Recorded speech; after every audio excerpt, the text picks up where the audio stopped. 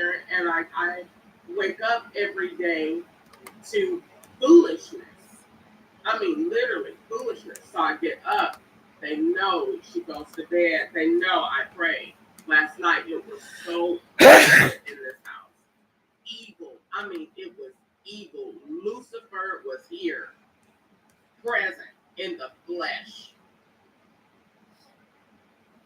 And I went to bed. I turned on my music and I prayed, God, in the name of Jesus, I ask that you just be with me. God, help me. I am an overcomer. I believe that no weapon formed against me shall prosper, that I am a seed of the righteous, God, that greater is he that is in me than he that is in the world. I am praying. I am not reacting. I wrote in my notebook. I wrote in my journal.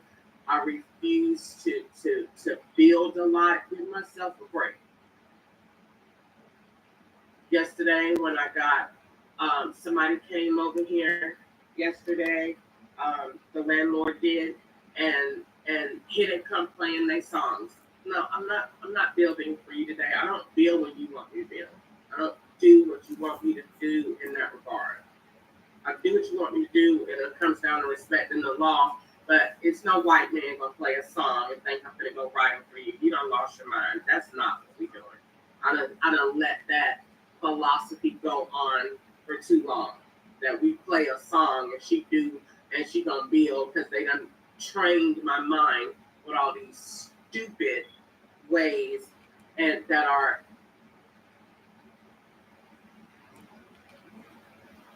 Well, not yet. Okay, I'm back on live. It is October 16th, 2024. I want to go in and I want to turn these chats off. I don't want no talking. All right. So turn that off. Now I have to try and get signed back in. My tablet was on the charger last night like this. And when I woke up, it was not charged and it was not on. So that I couldn't use it. So that I couldn't even sign back into this because my email for this is on this phone and I'm not going to put it on this. This is what I want to say because I do not want to let this. The law has been running my mornings my entire last 6-7 years of my life. They run my mornings. And when I say run my mornings, every time I get up, I'm getting up to a catastrophe that they have created in the middle of the night. Either it's being stuck, being poisoned, being gassed, or being maliciously altered and electronically moved around in their games. And I'm sick of it. And I get up every day. I go to bed every night. They watch me go to sleep. They claim they know what I'm thinking. In fact, I dreamed about cloning last night. I dreamed about that. And I dreamed about someone having access that they shouldn't have had. And I was going through the dream of I don't know. It was weird, but I woke up and I'm always getting up to something they have created for me. And so that every time I wake up, it could look like their plot. Oh, she's angry. She's angry when she get up. Because they said she dreams about God. Well, we need to say she's talking to the devil. So we have to make her evil or mad when she gets up. Now, I'll get up and turn on the Lord because I have to pray. Because I can't believe I live in a world where the FBI is sitting here letting this go on. And it's not moving fast enough for me. That's what the problem is. They're not moving fast enough for me. They're not doing what I think they should do if I was white. because I saw it in California. This happened. A white lady reported the same thing I said. They didn't call her crazy. They didn't take her down. The white lady said a man is in my computer, is doing all this. Her name was Sharon such and such. Her initials was SK. Her last name was K. And she said this man was doing something to her, a police, and was abusing his power. And next thing you know, here comes the FBI. They got an investigation going on. They know what's going on. They did it, closed it, and they put an order. Get out of her computer, and you're not allowed. They know what that means. They said just like that. You ain't allowed to be in her stuff no more. That's it. Misconduct. But when it comes down to me, it's like we don't care. How long have I been reporting this? How long have I been saying this? How long have they been getting control of my mornings? Whether as soon as I open my eyes, there's a threat, whatever it is, either it's going to be something dead, Mutual of Omaha commercial, get life insurance. Somebody's dead, something is dead, somebody's getting shot, some type of death threat on there as soon as you wake up, or it's going to be a pastor's message that they have overlaid with everything. You're getting up and you're signing back into something on a whole different system that you're not a part of. And they intentionally take these devices and put them on my IP addresses or IMEI numbers, and then change it, and then make you sign in on that like you really are part of using these devices. And I don't care about that, but at least be discreet about it. You don't have to do it. That's the part that they like to do. We want to aggravate you. We are trying to literally drive you crazy if we can with all of our sci-fi babble. Because we can. We just want to play. So they get on here, and I wake up every day to foolishness. I mean, literally foolishness. So I get up. They know she goes to bed. They know I pray. Last night it was so evil in this house. Evil. I mean, it was evil. Lucifer was here, present in the flesh. And I went to bed. I turned on my music and I prayed, God, in the name of Jesus, I ask that you just be with me. God, help me. I'm an overcomer. I believe that no weapon formed against me shall prosper, that I am a seed of the righteous, God, that greater is he that is in me than he that is in the world. I am praying. I am not reacting. I wrote in my notebook. I wrote in my journal. I refuse to build a lot. Give myself a break. Yesterday, when I got somebody came over here yesterday, the landlord did, and he didn't come playing their songs.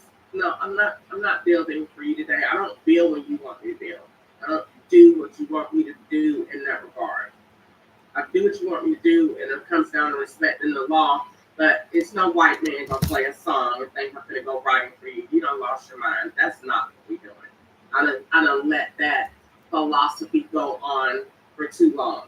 That we play a song and she gonna build because they done trained my mind with all these stupid ways and that are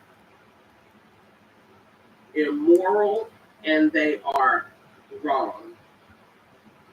And I'm not living my life like that anymore. And I don't care how many death threats I get because I say that it's true and it's right. And if I was white, I was going to have the audacity and a platform to say it on, and I would have supporters. So I'm not going to do that. I'm not going to live in that capacity anymore that I feel like, oh, you have to have this or you have to have that, or you have to be this or you have to be that. And the reason I just thought about that, they sign you out of stuff, is because your location is changing. So you signed out of one thing and sign in on this, and people benefit from signing in on this, and you have to sign in on that. Then when you sign in on this, you got this email going here, and then catch up in here. All it was evil yesterday.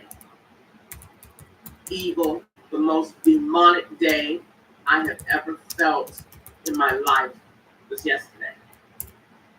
I don't know. I know what these people were doing, but somebody white was so mad, and he was in my computers and on my phone, and he was doing the most evil ever in the state of Georgia. It occurred yesterday right here at 1517 Bethsaida Road, right here in this house on these networks. Lucifer was alive. And I just had to pray because there was nothing else that I could do. The anxiety that I had from watching someone take control over your stuff, remotely controlling it like a ghost. And there is nothing you can do to say, stop. You're not, golly, do what everybody else do and wait till I turn around. Or wait till I'm not looking. Or wait till I go to sleep and do all your movements. But you're not supposed to look at your stuff and watch somebody turn this on, turn on the Wi-Fi, and change this network. And then log into this.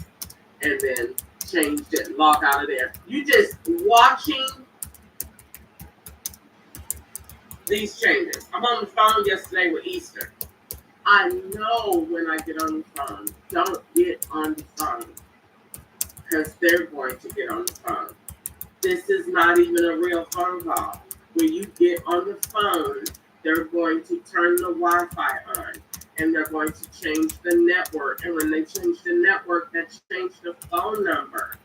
And they're going to mute the call and just have a voice going and make you think you're having a conversation, and they're talking to somebody else, having a whole conversation and putting pieces together and just using your face and your comments every now and again to go with their conversation.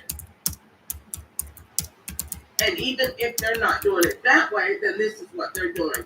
Everything that is scripted, that's on the call. And they're going to go and hit all the key areas every time. I know this. It's boring and it's annoying. You get on the phone, it's going to go to podcast. It's going to go to something about making wigs, something about an income, something that could be turned into money, something that you ain't talking about nothing else. You're not, and they're not going to give you no compliments. I did it on purpose last night. I gave my sister all these compliments, and she said not one back. I did that on purpose. They don't have nothing good to say. They don't have nothing good to say. Nothing.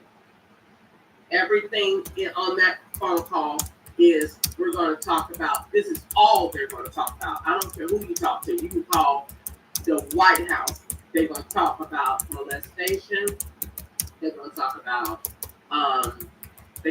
molestation. They're going to talk about podcasts. They're going to talk about making income. They're going to talk about doing events and traveling.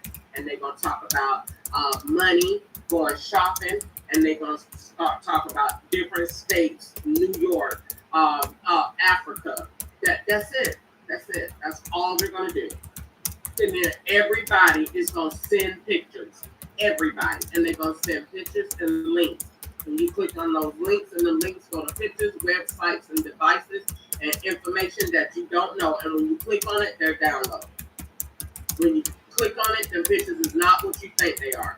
When you click on it, it's tricks and it's games. And every time you look at what they send, and everybody wants to send. They sent about 20 messages while I was on the phone yesterday, just to keep you looking at that red dot in that phone, so you can take a picture of what you're doing. and have a screen and say, you looked at this phone that we was on. That's the whole point. How many times can we do this in one day? How many times? How many times can we really play this game? We're going to keep doing this. And it is annoying. And yesterday was more evil than ever. I don't know who I pissed off yesterday, maybe with my video that I made. I don't know. But the white man was in his feelings, and he took it out on me last night. And was out of this world.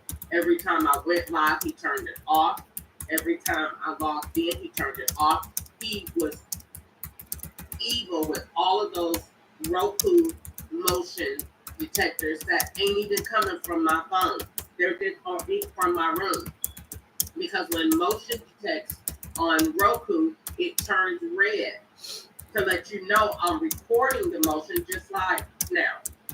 It says person and sound detected. That's not coming from here because it's not turning red to let me know that it's picking up from here. That's just a false indicator and alert to link sound and visuals with another location. Everything is about that. Linking one issue with another to make a false narrative. That's what it all is. That's what we're doing. We're taking the sound from her, the looks from this room in a whole nother place. And we're going to make it this.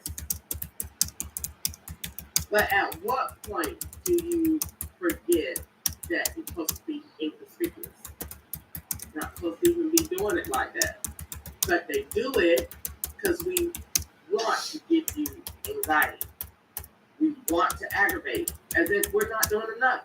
As if the poison seriously is not enough. Seriously, as if that is not enough. Every day I get poisoned. I have to limit myself on what I eat, where I eat, how.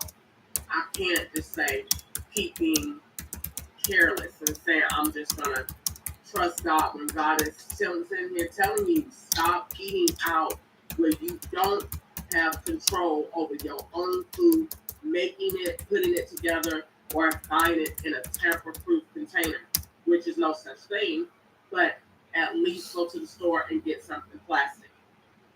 And at this point, that's not even, the only thing I probably can do at this point is eat out the can. Because you can't, if you go and, I went the other day and got the pizza out of QT, they poisoned it. And I knew they did because they know what she liked, what she's susceptible to get, and then they know how much money she got, and they know she's going to spend a certain money on this. So we already know what she liked and what AI projected her thoughts to be, what she thinking about. So we got hot dogs right here, and we got pizza right here, and we're going to make it look like she following us. So we're going to go in there and get the pizza with the little bonnet chick, and go stand in front of her, make it look like she following you getting the pizza. I want to get some bad, ugly stuff out of here. So, Lord forgive me. So, she comes in there, get her little pizza. So I get the pizza, come home, nasty aftertaste. And this how you gonna know that it done been poisoned. That, and they took, and all the drinks that I like was out. Ain't nobody, I asked, can you cut this on yet? Y'all ain't gonna change it out. They just stand there because they know they can't. Anybody else you tell them that they drink is out, they gonna say, oh, we gonna go change it out in the back. No, I didn't get any of that. Can I get the water? Can I get some water, fresh water? I got none. You're not drinking water. Come over here and drink this Diet Coke. I didn't want that. I wanted water and a Diet Mountain Dew. You're not getting that. Come over here and get this Diet Coke. That's all you can get. Unless you want to get some sugar. So I come over there, get the drink, get my stuff. I come back. The Diet Coke is all right. It's okay. I get the no water and the pizza. Poison. soon as I eat it, I go pee white. When that happens, that's that kidney rinse. Kidney rinse was in CVS bringing them bottled drinks. Kidney rinse. Went up there to eat yesterday. That lady being too nice. I was paying attention. Chinese people don't talk like that. They don't care about you. They don't even say thank you when you eat there unless you're giving them a fat tip. So she doing way too much talking. She give me the drink to go. It don't taste nothing like the drink that I got when I was there. Not drinking that. Come back. Last night, how many times did I go to the bathroom to pee? Evidence is in there. I have a pattern. Everybody's body got a pattern. I peed last night about 4 times before I went to bed. I ain't having nothing to drink. So why you doing all this peeing? Kidney rinse. Where I wake up this morning with a little slight discomfort in the lower part of my back. That's the kidney rinse. Keep the peeing. The pee is clear. I was going to pee in a cup. I said, I don't want to do that because they already be saying I'll be peeing in buckets and all kinds of stuff in the room. So I don't want to make no evidence of that. So let me but I do pee in my cup to see what my urine looks like. I can't go to the doctor and get a urinalysis. They're not going to tell me the truth. If they are, they're going to come back and say a lie, which is you have crack or heroin or something else in your system so that you look bad. But going up there trying to see what's in your system. So I did. So I looked at, I had a Coke in the freezer. I went and took it out and I looked at it, how it was frozen, how it was blotchy. That's not right. That doesn't make any sense. So didn't worry about that. I drunk, tasted it. Drunk made my chest hurt immediately. Don't want that. Did drink that, pulled it out. Got 2 bottles of water here that they bought the other day. Brand new bottles of water. Nasty. This one, nasty. $6 and some change. Poison. As if that's not enough. That's enough to do to anybody. That's enough. But they play all these games. My tablet only charged when they say so. They are in control of that. That's how I came up with Bluetooth charging. I watch them. They control when this charge. If they don't want this tablet to come on, it's not coming on. They control that.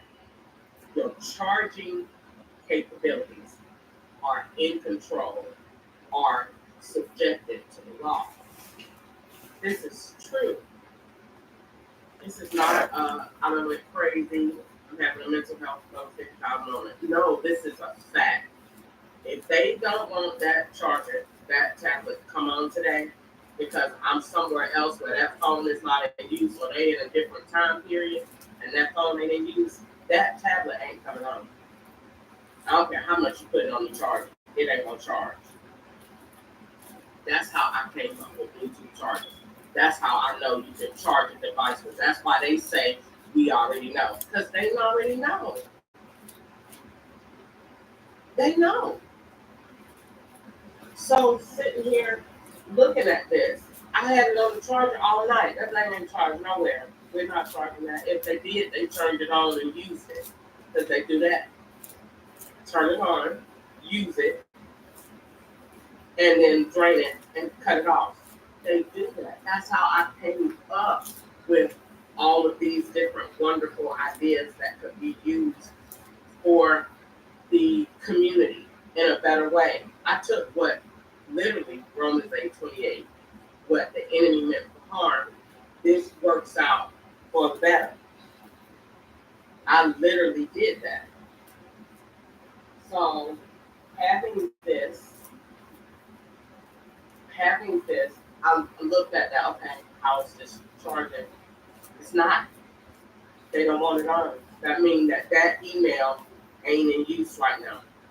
Probably why it's signed out on the computer. So crystalketchup3@gmail.com, either they in a different year where that didn't apply yet, or they don't want that nowhere on the electronic side of the world. And that's how you control devices and control people by shutting down the email. That's why I said,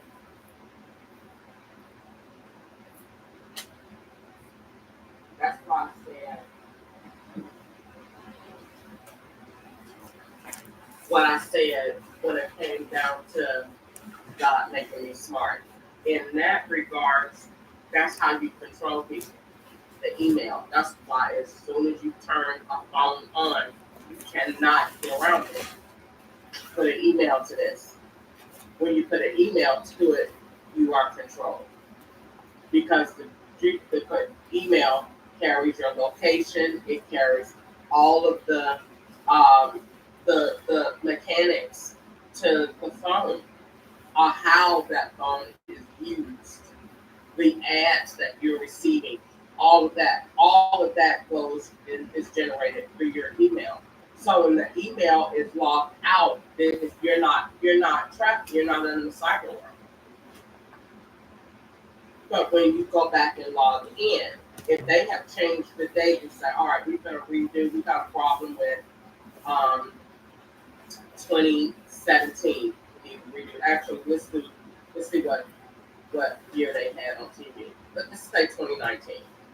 Like 2019, we need to redo this. That email wasn't in circulation in 2019, so we have to log that out because we don't need. We need this to be seamless, and that's when you're gonna go to sleep. Because we need this, we need to make all of this, and we don't need no interactions. This is why nobody calls. Catch up on calls. You message him, he won't respond. We in a different year. We doing something different. So we done moved him out. They done moved Ketchup out. Ketchup ain't nowhere in my life. I think they moved him in 2020. In 2015, 16, 17, they don't have Ketchup nowhere in my life. I can look at the pictures and see all of what they edited to see where they moved him out at. In 2015, maybe 2016, I don't even think so, in my life until somewhere around 2018 or 19. Why? So it looks like all of the stuff that they had him doing, working, being me, using cards, you already had it. That's why they went back and changed my book to Crispin Ketchup in 2012.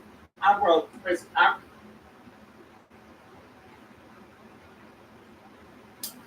All right. Um, I'm about to brush my teeth and I'm about to do talk today. I will be right back and I'm going to get started. I'll be right back.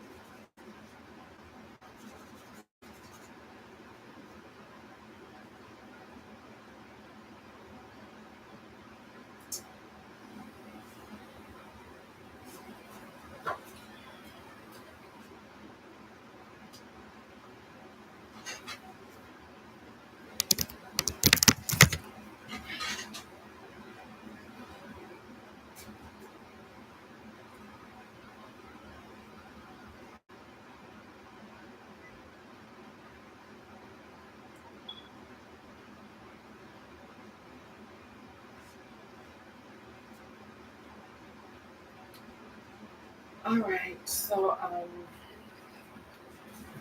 I am just getting up for the day, and I want to talk about Walmart. A visit to Walmart yesterday, and what happened when I went to Walmart. So, um,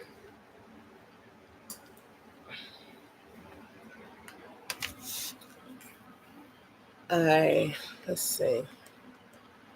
Let's first talk about this morning when I woke up. So, this morning I woke up, and let me put a header on my video.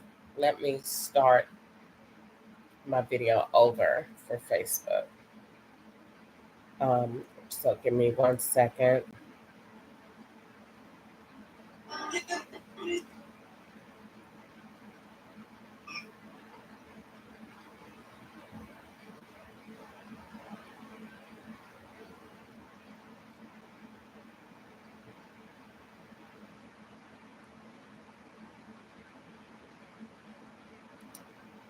And I got a lot of calls yesterday on a blended line coming from this number, so I'm going to call it back. It's this Resource number. management. This call may be recorded for quality and training purposes.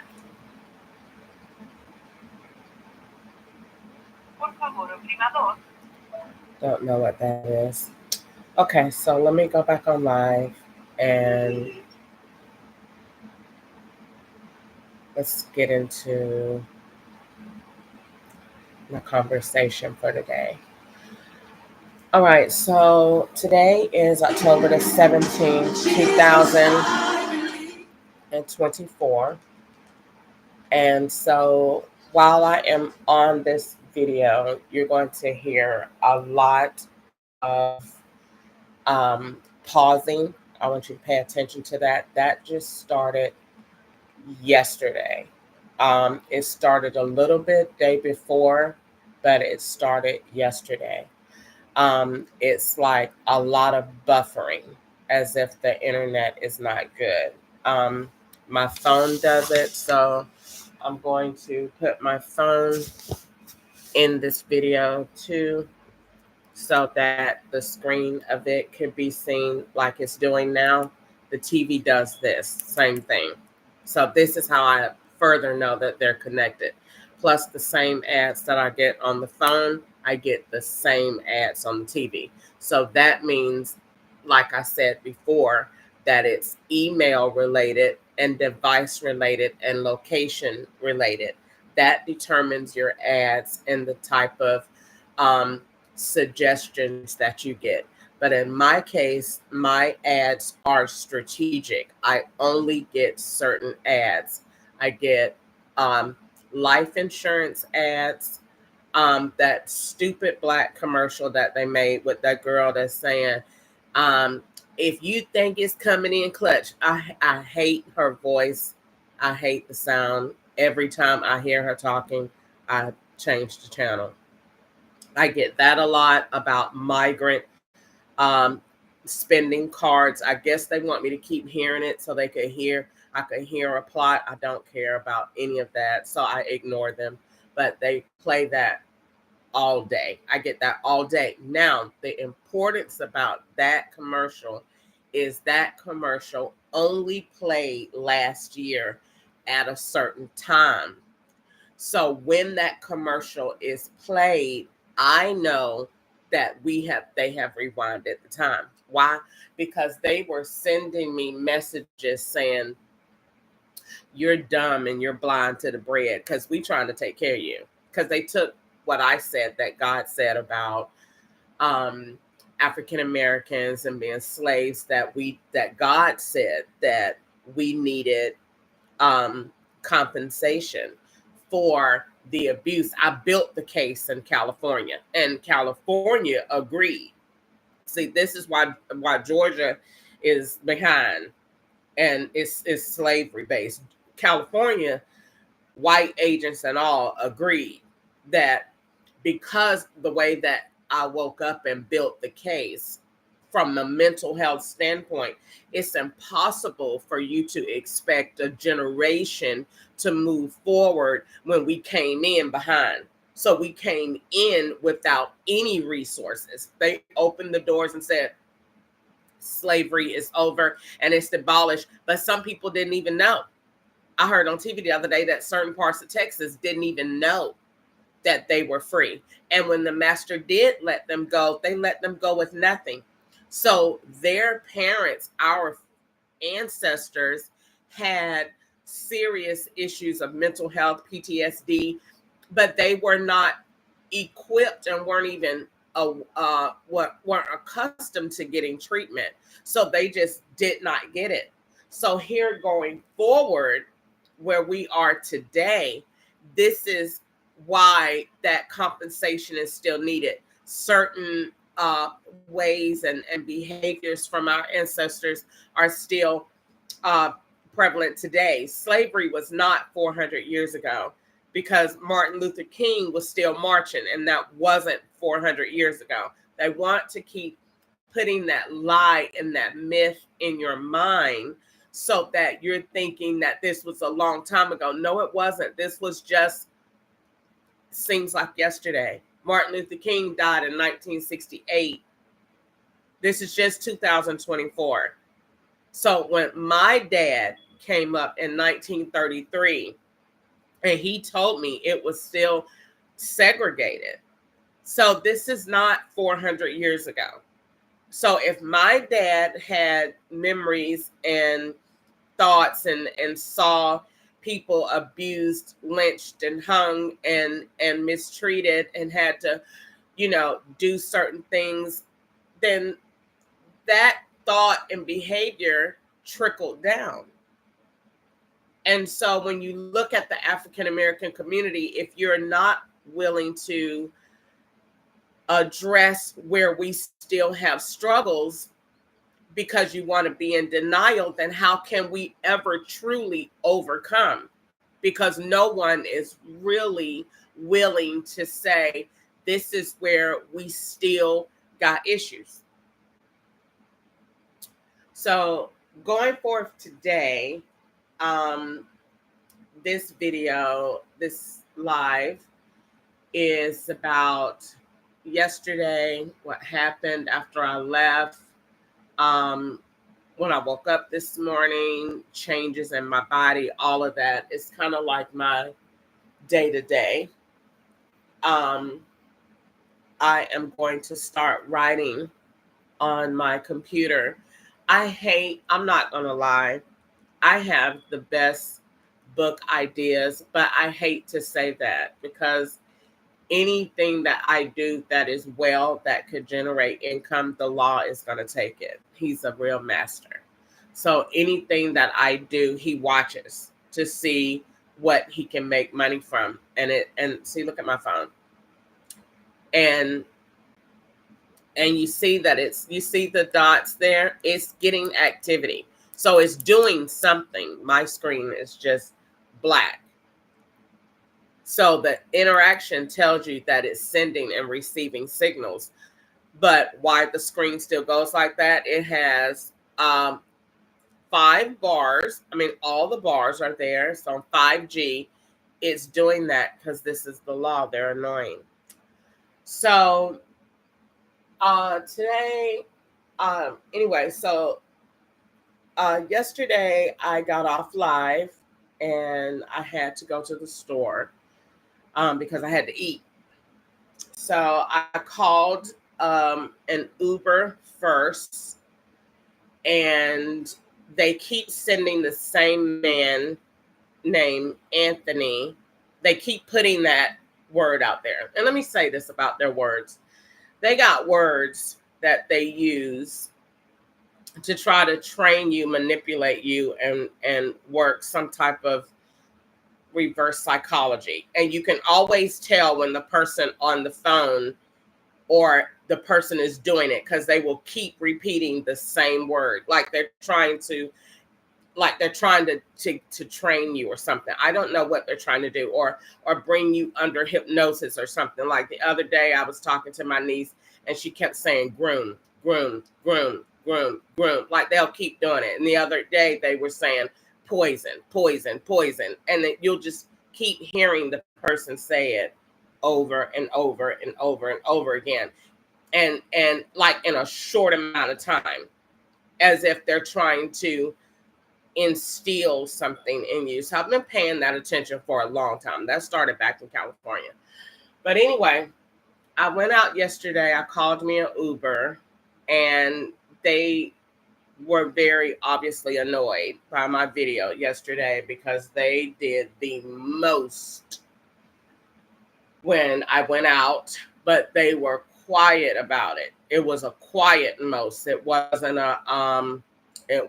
your typical ratchet most. They were more professional about it, but with all of the links, they were clearly pissed because by the time I got out yesterday to Walmart, first of all, to leave, apparently, okay, I can only leave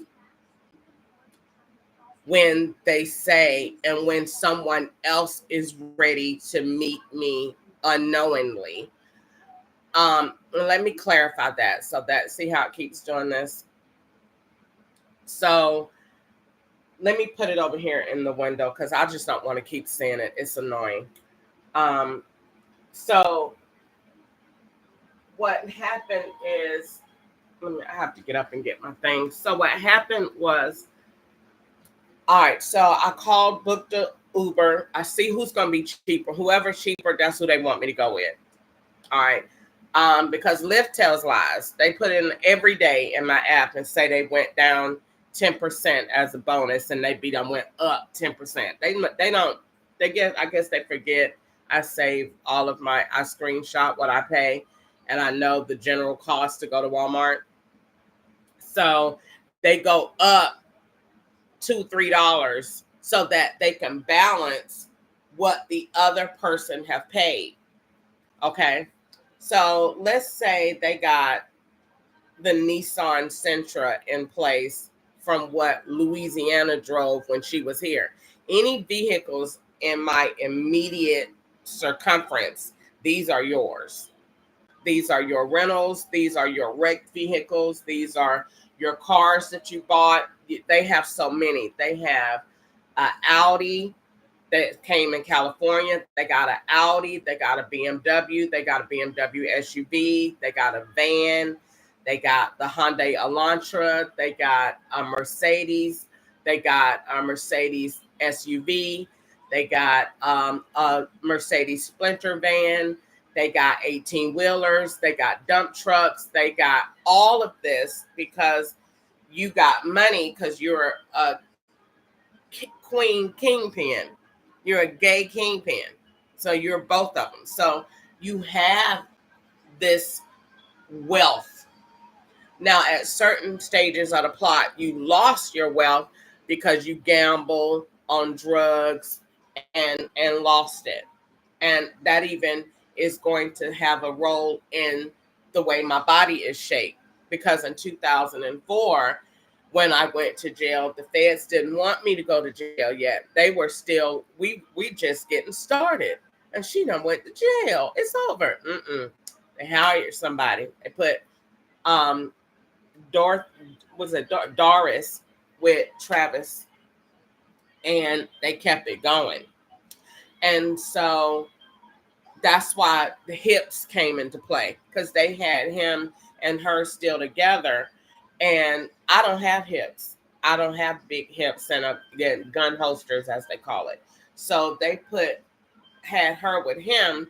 And when they went back and looked at it, they was like, well, who we going to use? So this is why they came up with the narrative. She had this shape and she lost it because of this drugs and this, that, and the other.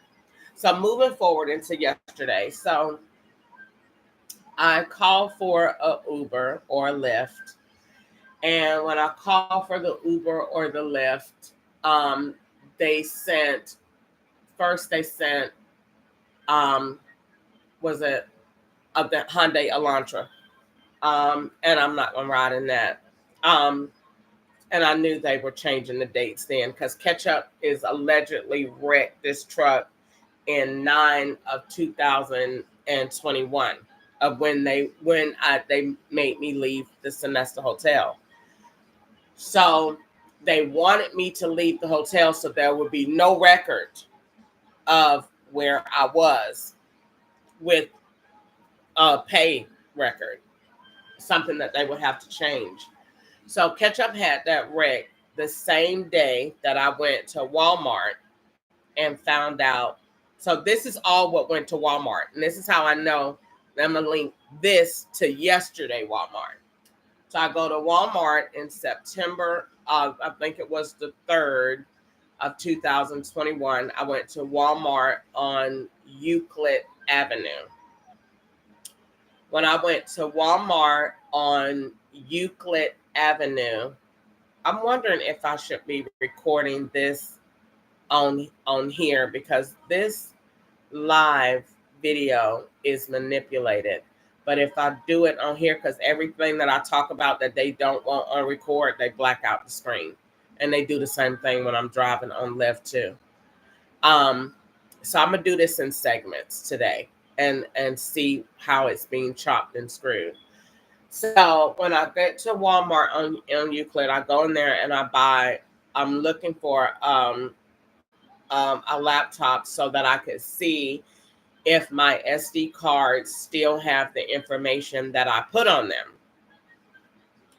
So I go in Walmart on Euclid and I buy Reggie, a guy that works at Walmart. He was Hispanic, darker complexion, had a ponytail. I mean, could have had a ponytail. It was not a long, it wasn't short hair, I don't think. And he was kind of fat, chubby, and he worked at the counter, and he sold me a Chromebook. He said it was the only one they had, and it was on sale, and it was $150 flat. And I got the box, and it was in there. I didn't open it or anything. And when we got to the store, got home to the hotel, it was open. It was nothing in there but the laptop, nothing else, the laptop and a cord. So I put the SD cards in there. The law would not let them play. So I went back and took the thing back to Walmart. Took it back to Walmart. They said this didn't come from here. Where did this come from? It did come from here. Hold on.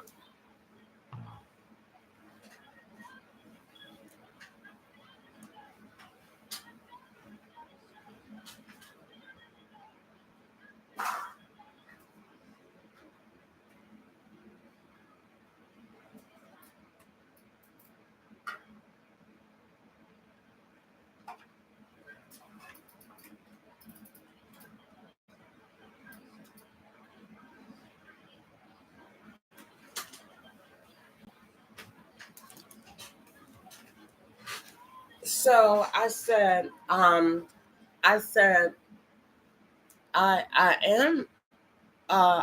did come from here. I got a receipt. So I showed the receipt and all that. Now, on that receipt and on that day, it was a purchase for CB4. I don't know what that is. But it had to be a link because he put it on that receipt. When I took it back, I saw that and I told the guy, I don't know what that is. I didn't purchase that. And he said, you didn't purchase this? And I said, no. So yesterday when I went to Walmart, I always look for who's returning what. And then I look at their clothes.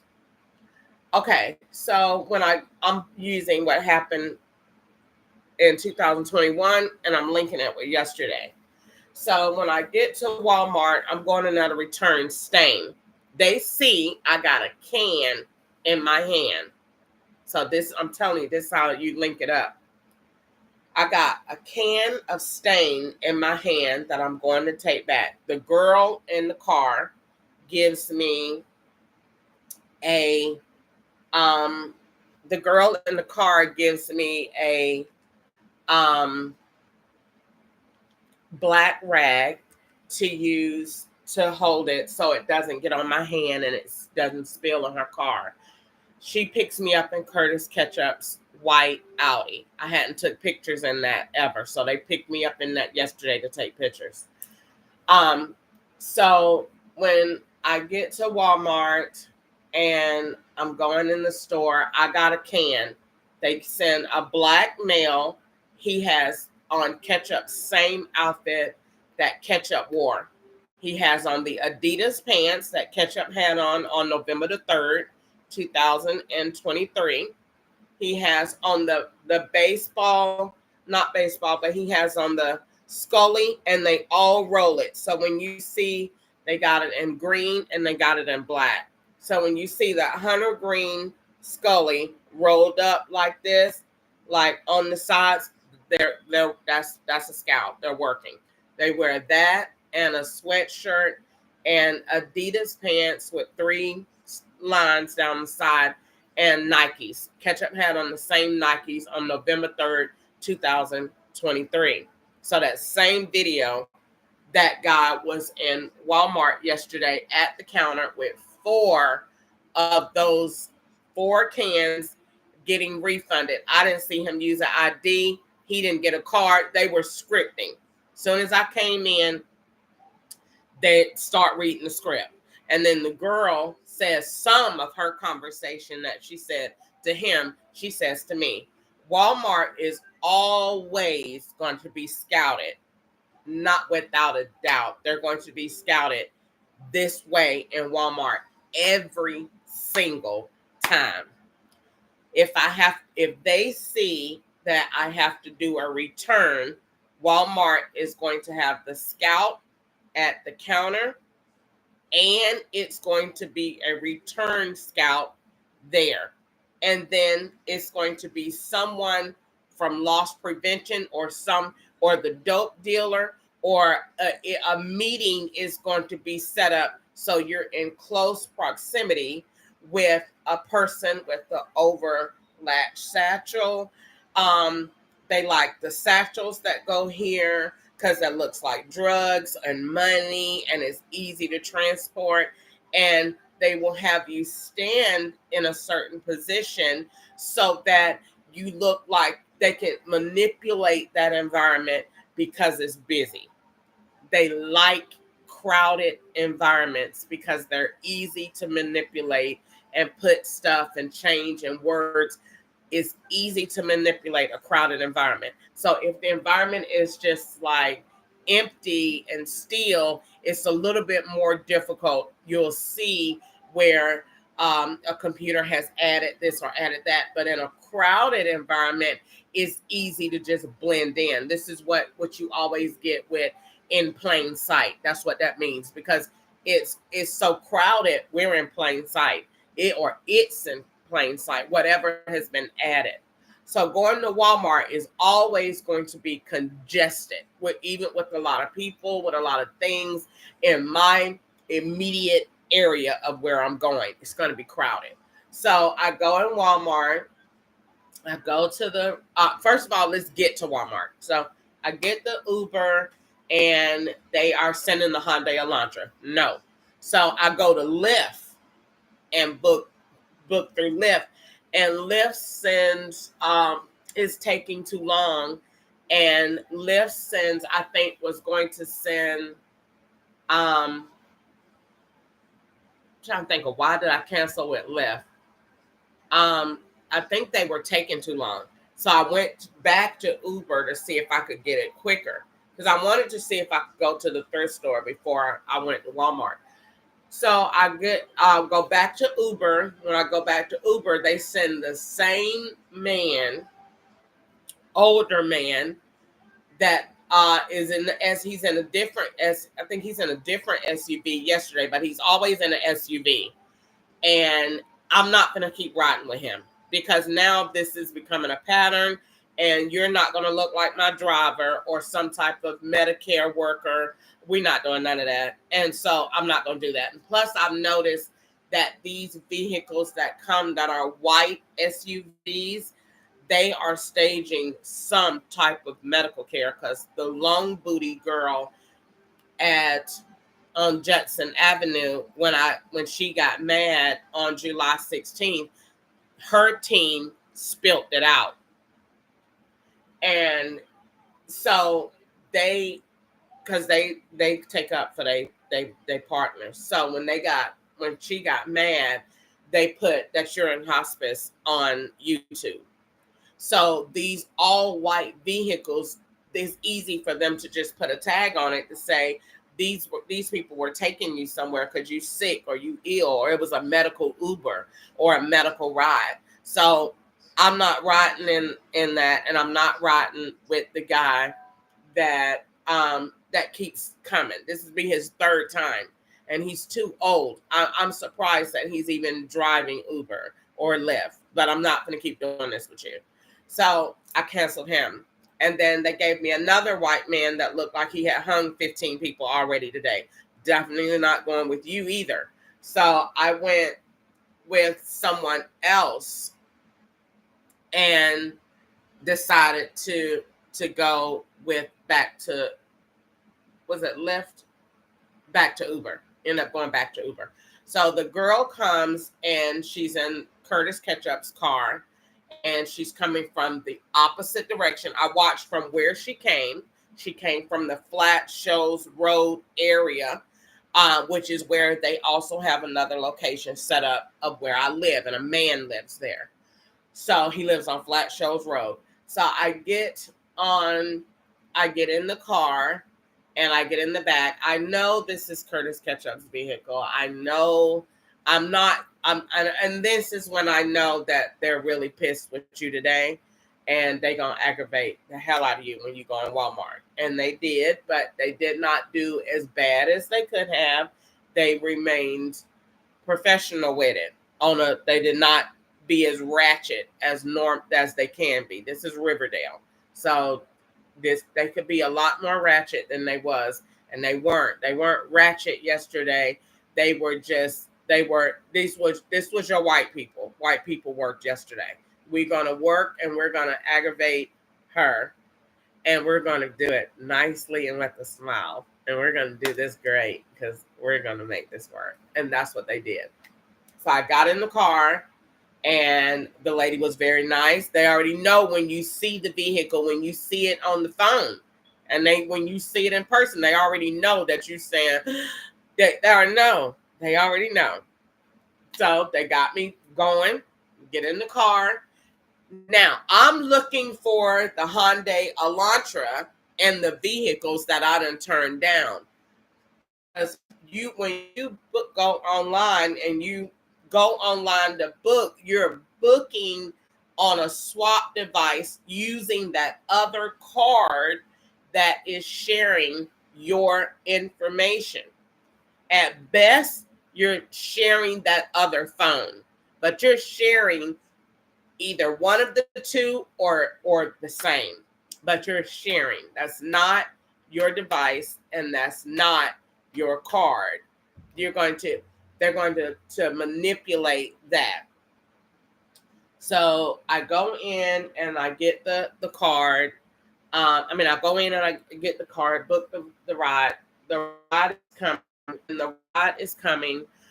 Get in and we go to Walmart. The lady says she got 3 kids. I'm listening for the narrative to see if she has one.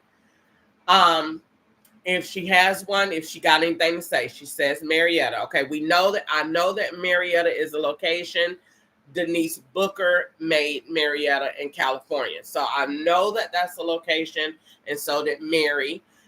So I'm not worried about that. So she says that, and so did the guy in the Uber that has the dope deal in Mercedes. So I know that Marietta is a location. I know someone lives there. We have established that last year. Not worried about that. So the lady says Marietta. She says she's got 3 kids. She's happily married, and her husband hunts deer. And I'm listening to that, and I'm putting in context clues, and I'm saying, Are they hunting in Marietta? And are we talking about, could this be Marietta, Alabama? Could this be Marietta, California? Because I'm listening for hunting deer. See, you got to listen to those context clues because they're giving you some. They're telling you what we're doing. You just have to pay attention because they have to say certain things so that that narrative is laid. So once that narrative is laid, you got to listen to all parts of the conversation so that you know what's being said. So she says, I have 3 kids, 7, 9, and 1 in high school, a 16-year-old. I came out, I just logged on about an hour ago. They're home. I'm going to do this for a while to about 9. I don't do it at night. Same thing that Ketchup said. Ketchup said he stopped about 9. He don't drive at night. I'm putting everything together. So we get to Walmart. She has long micro braids in. She says they're matted. So I get in the car. I get out in the car. We're talking. She's very nice. She got out, gave me a little rag to put around my paint can.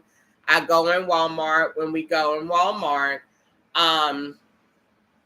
when I get to Walmart, she go in Walmart and I go to the refund counter, get out of her car. She has a Georgia tag. I feel at peace with that. I had a decent ride, wasn't even complaining. Get to Walmart, we get out, I go in Walmart, and I immediately start building.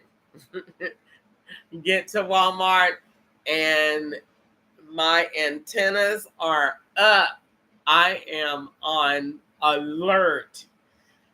But I try to go and enjoy my experience of being out and being relaxed. But right before I went to the store, I can't believe it that these people are making commercials about what I say. So I know that I got to be known somewhere because they overlaid a Home Depot commercial yesterday, and Home Depot said, yep, we're going to shop and swap.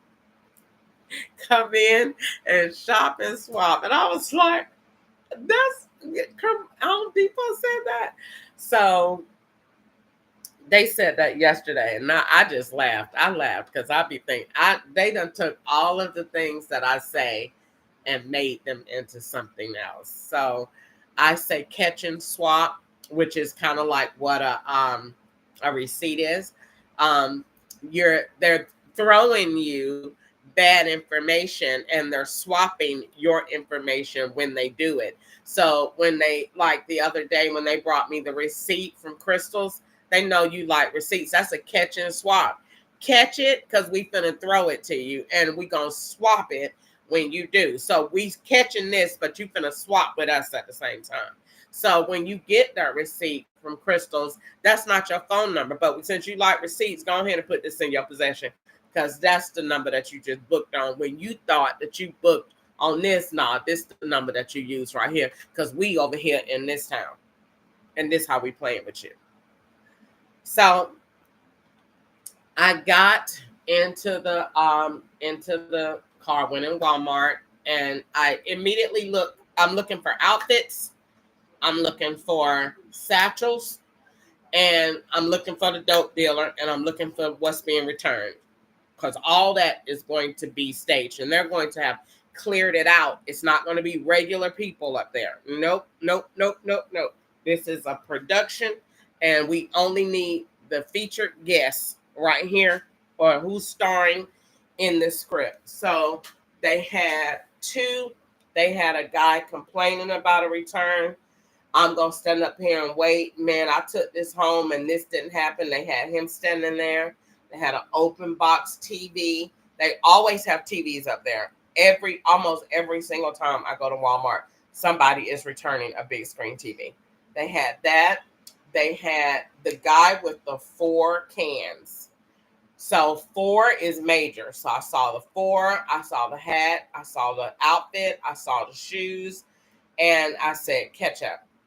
And then I saw the guy that was standing there, and I saw the other satchel bag, drugs. And then I saw the girl at the counter. They made her young and little, molestation.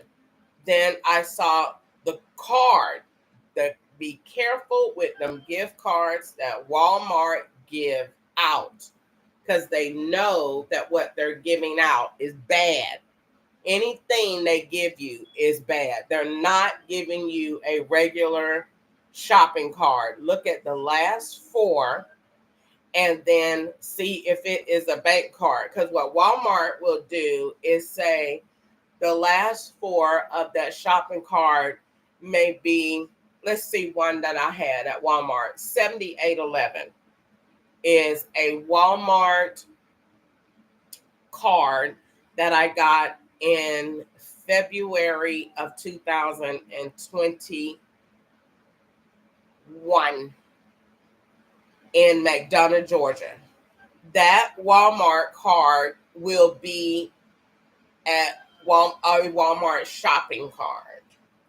So, and then that person in front of you will get a return to 7811, so that when you go through the line and spend that card, 7811, boom, we can play. And they do that. They have done that.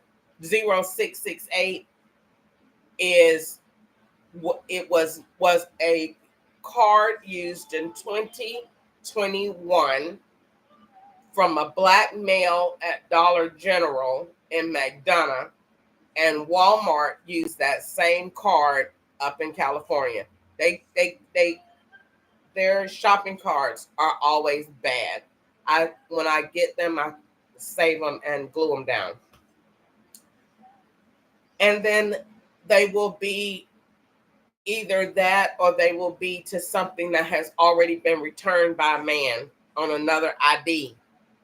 They wicked when it comes down to this. They wicked in Walmart, because Walmart has such an elaborate system that if you want to frame someone for fraud, is very easy, because every point of access can be overwritten.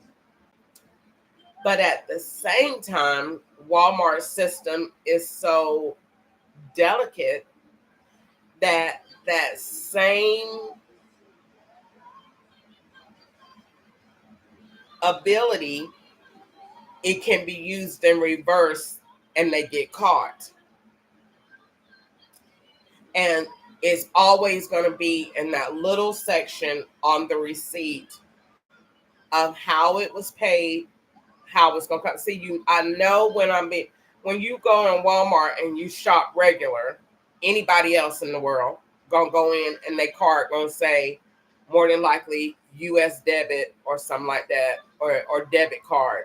Not when you get the paying from primary, US debit or debit, all them different ones, and you're using the same card, you know there is a swap in progress, because it's saying all of these different things.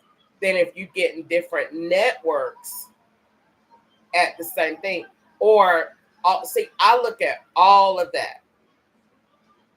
One time they had all Z's on the network. Something is wrong. See, this stuff, how it's being manipulated, because it's always, when I go in Walmart, this is always what we got. You got the food stamp person. Somebody got to have a food stamp card.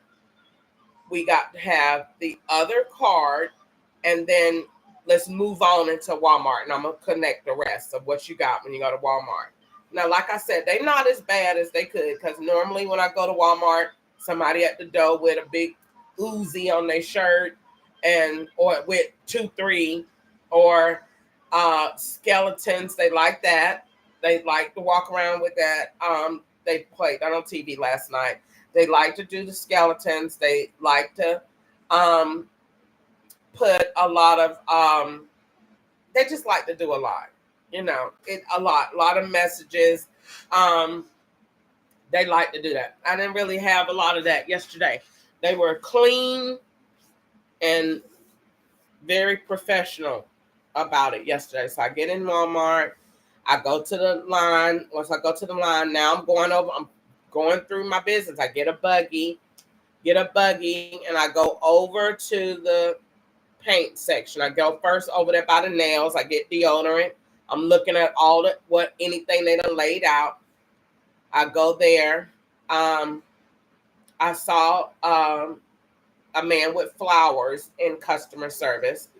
I don't know how to take that anymore. I used to get flowers a lot in California. They actually used to send me flowers to the hospital, and nobody ever used to come and get them. Somebody used to actually send me flowers at the hospital, and nobody ever came to get them. So I knew they were for me. So so I saw flowers, but I don't know how to take them anymore because they have flowers too in California, and they had put them on a hearse. So I don't know how to. I mean, of course, anybody that see flowers think good, but I don't know anymore. I used to see that a lot in California, just people at random, or I would get on the bus and they would have left roses or petals, and I just don't. I don't know how to receive it, but I used to get that a lot in California. So going in, so I go over to the side where I get my deodorant, I get my body wash, and then I go over, and here we go. They know she's going over here to get stained. So this is a part of Walmart where it's not many people going to be. So we could go over here and we can have a good time. So this is going to be Mexicanville. So when you get over here, welcome to Mexico.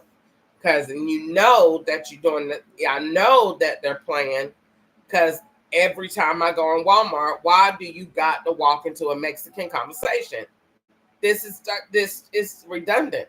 You're doing the same thing. Walk in Walmart and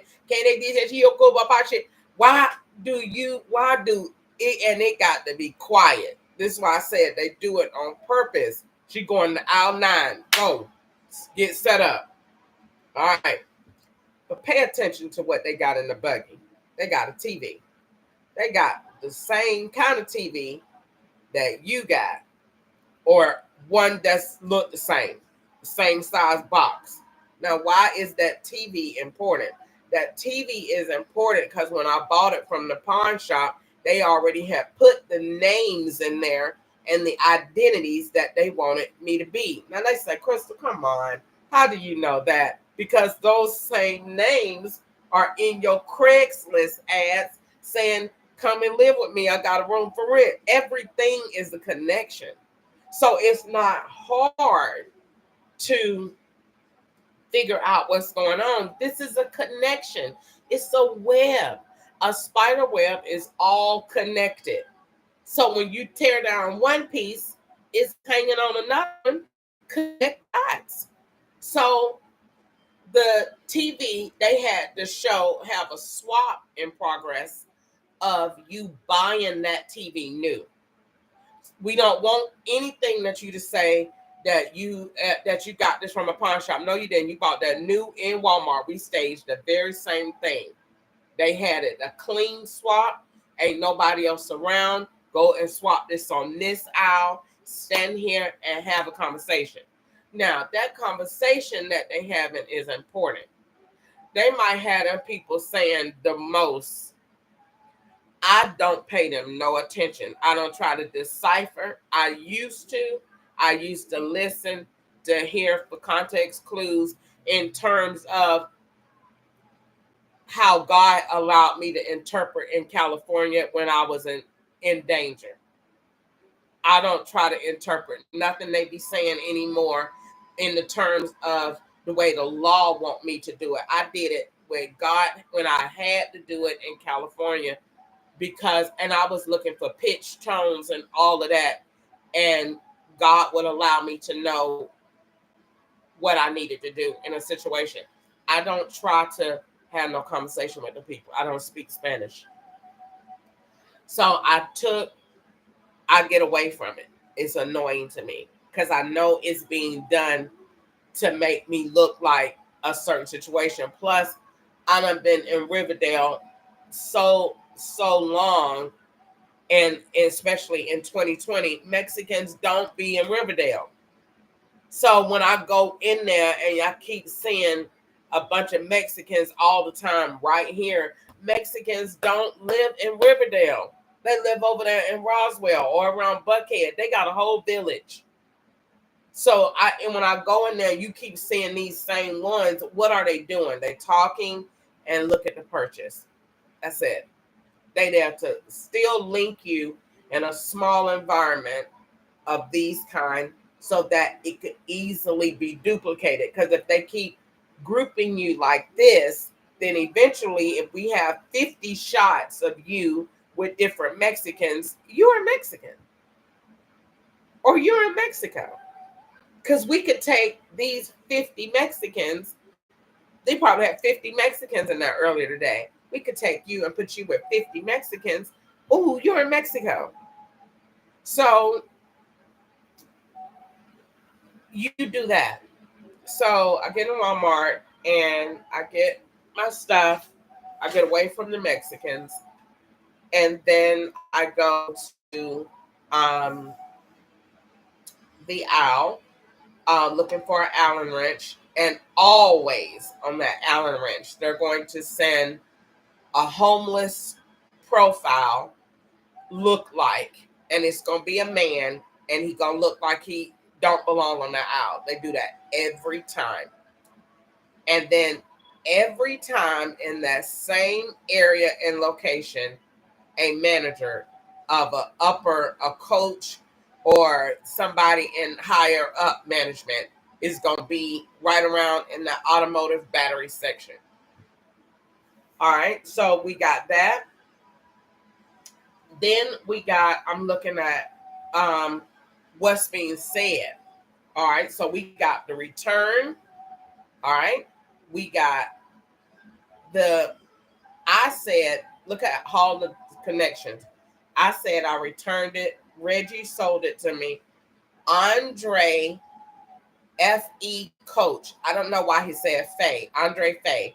It said Andre F.E. Coach was on the thing. Look what they did at Walmart. They put the return at the counter. They put the light-skinned girl with the long, pretty blonde weave. I like the color of her weave. Put her right there. They made sure Coach with no name was on her tag. No name at all. And then they made an announcement at that same intersection. Andrew, you're needed to this section. I'm over it. Good night. Good night. This is to take everything that you said and make it wrong. We're going to play with everything that you said because we trying to make everything that you said, we trying to make you look bad, crazy. And that the events that you got are all out of order because you done went crazy. And going back to that, this is why the poison is consistent. So get to Walmart. I see that connection. I already got it. They know. She done found it. God darn it, she done got it. She know that we just staged the whole thing. She watched the whole thing. All right, they don't care. They still going on. I see the white lady with. Why not just shut up on your counter? You don't tell me what to do because you're white and you always been free. So it's you don't say nothing because it's easy for white people to get up there and just say shut up. You be a slave for a day and then tell me how to shut up. You get turned down for a loan. You get a prepaid card and you walk and you go through half a day like me, and then you put a shirt on and tell me to shut up, and you got it. Seen that. I seen the old lady. I'm looking for your different profiles. Looking for the old lady, looking for the old man, looking for the food stamp, looking for the Mexican, looking for, you already know you're going to be in the Uber or the Lyft.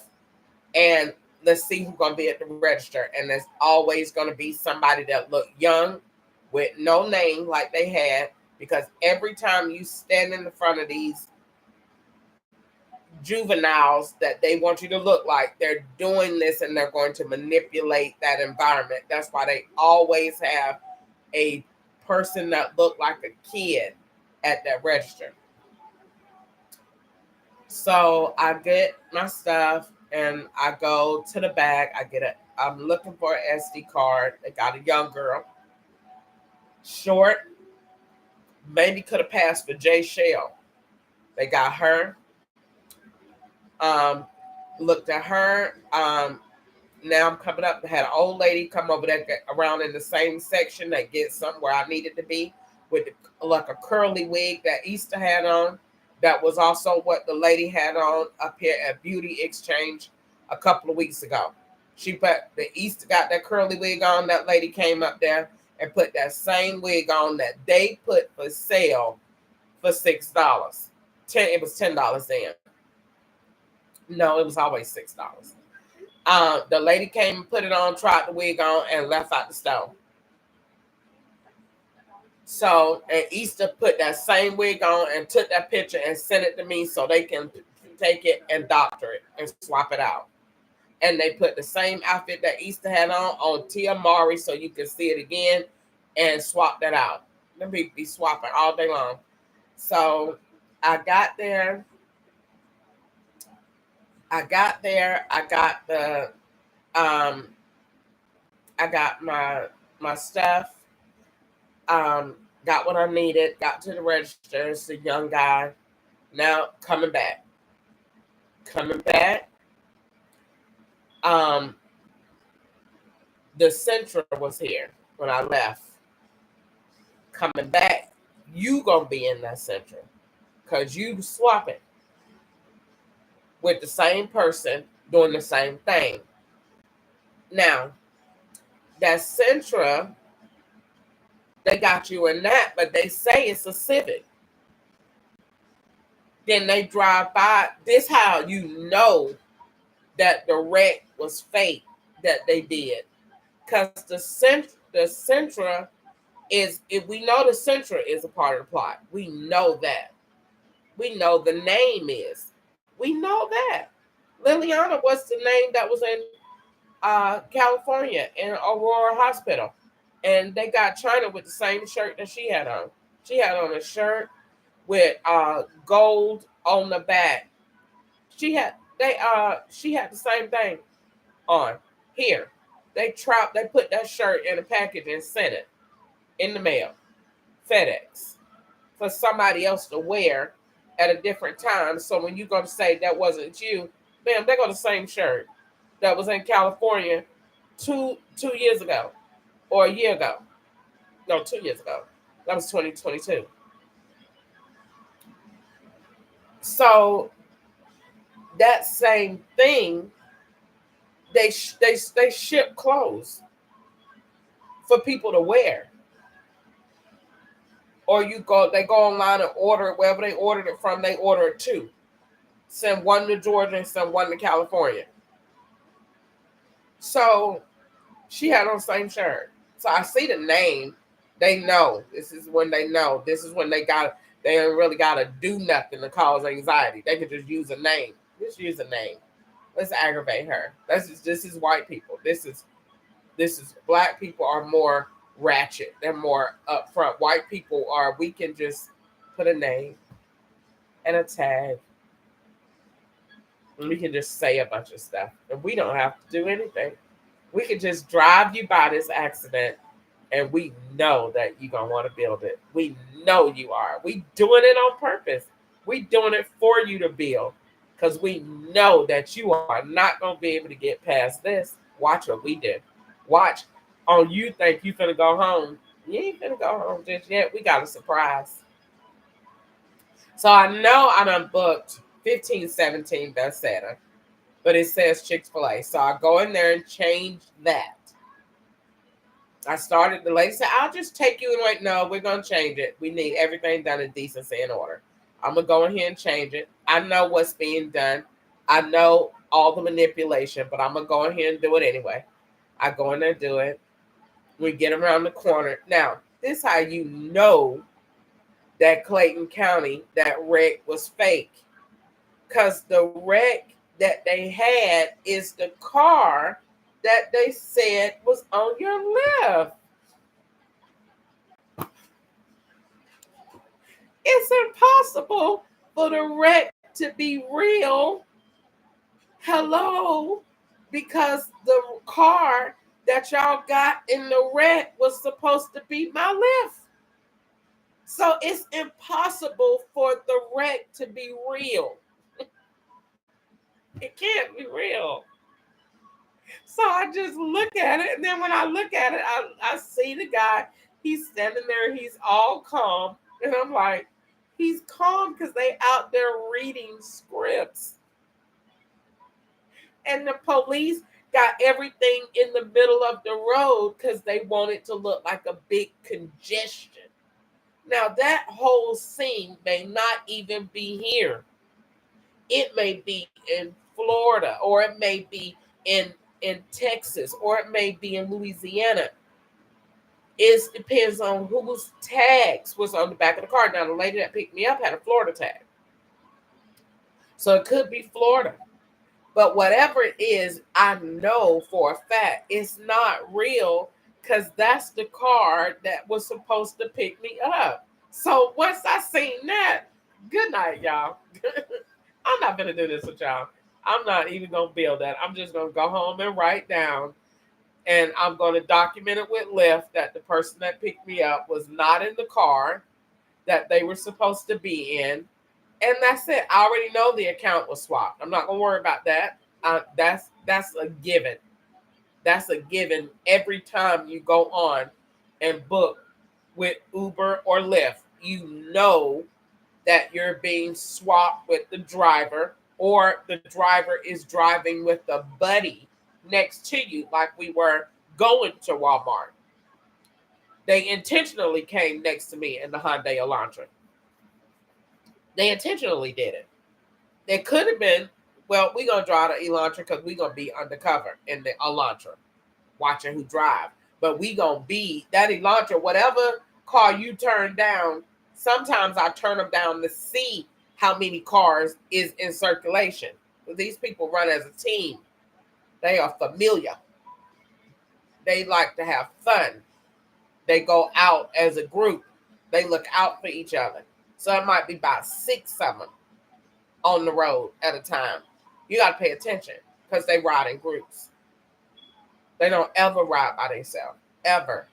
So if you ever think about knocking one of them upside their head, you won't make it out this car. So I'm trying to tell you. If you ever feel it in your mind, just what I'm trying to tell you is you won't ever get to that next destination. That's what I'm trying to tell you.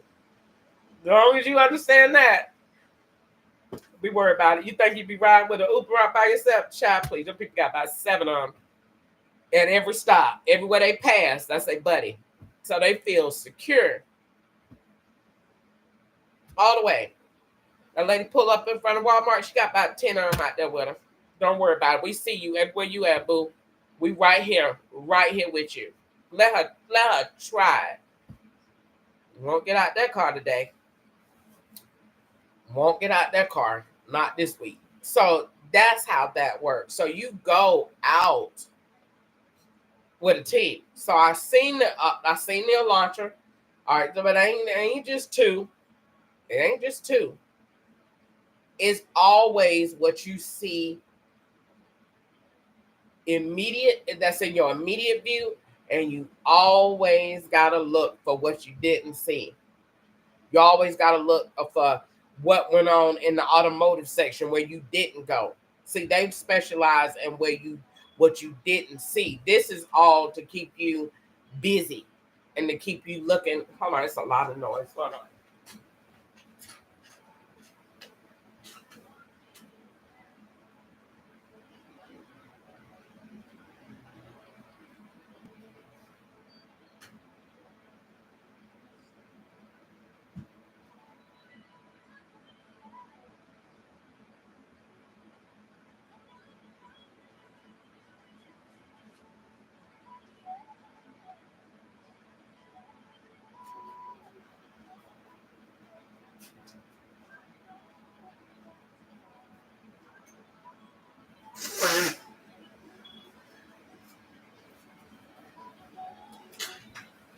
So it's always something going on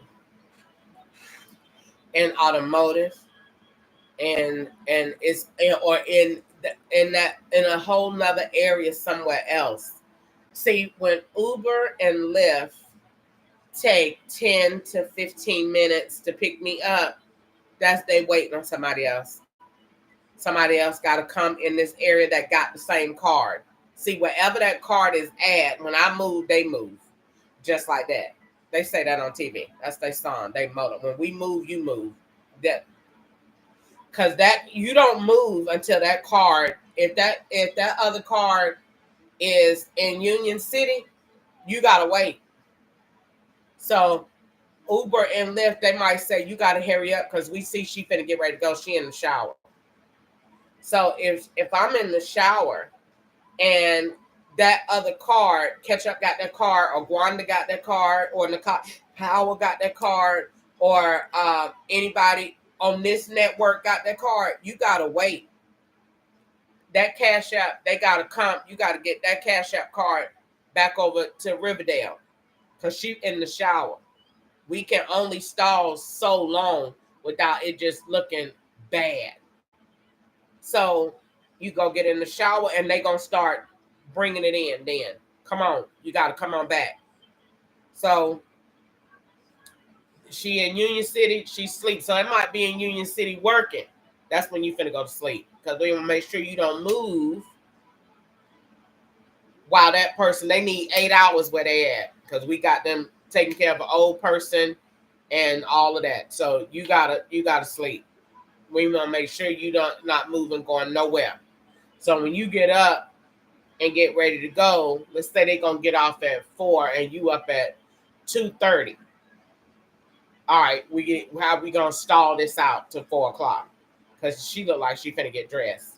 So how we gonna stall this out? Somebody might come over.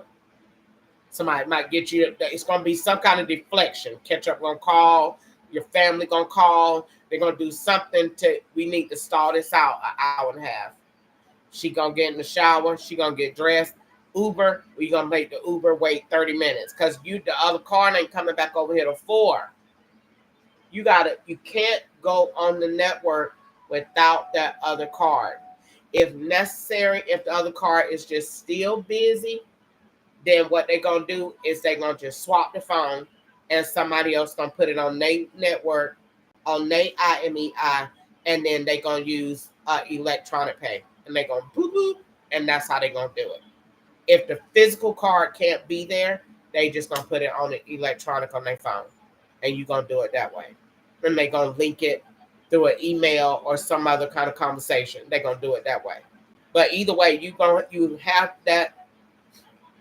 You always got to go out with that other profile and redo everything that person did. So whatever I am likely to do, that person have already did it that morning. See, and when I went to Walmart last night, more than likely, I know the other person has already went earlier that day or right before I did. They may not have even been in Walmart. These are just the other scouts. We're making a whole nother day with this. But the person that really came in here and shopped and brought that using the food stamp card that we gave them to use, they already done been in here and shopped. That person was probably took the Lyft in the Audi that you driving. And they took that Audi in Florida or took that Audi in Alabama. And then here you go. And then you come into that. So the possibilities are endless with an operation in place like this. It's endless. The possibilities are overwhelming as far as what you can do. Now, in that same context, the possibilities are endless when I look at how you can change the environment. I look at how this works and how these people are using a phone or a device to manipulate the truth and you won't seriously use this to change the world. You don't see it like that. How they be saying to me, you don't see it. I be looking at them saying, you don't see how you could take a phone and change the world and provide renewable resources at your fingertip. Why? Because electronic currency, we ain't got to worry about running out no more. Electronic currency, we could make it what we want. So that will actually tie into fraud. Because see, they got it moving into purpose. Let's go green for a second. Take Riverdale, Clayton County. All right, we know that they don't have resources for homeless because we know that the homeless are not really homeless. So we know that's why the county don't offer no resources. We know that.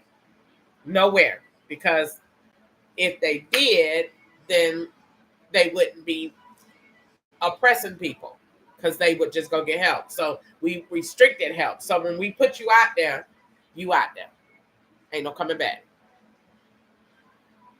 So if we took the homeless population, if we did everything that God told us to do, which was feed the homeless, take care of the poor, and provide resources, and to build up our environment based on what He has given us, then if we know that we could do this by making a change in the way we do things. Now, how are we going to do this? What am I trying to say here?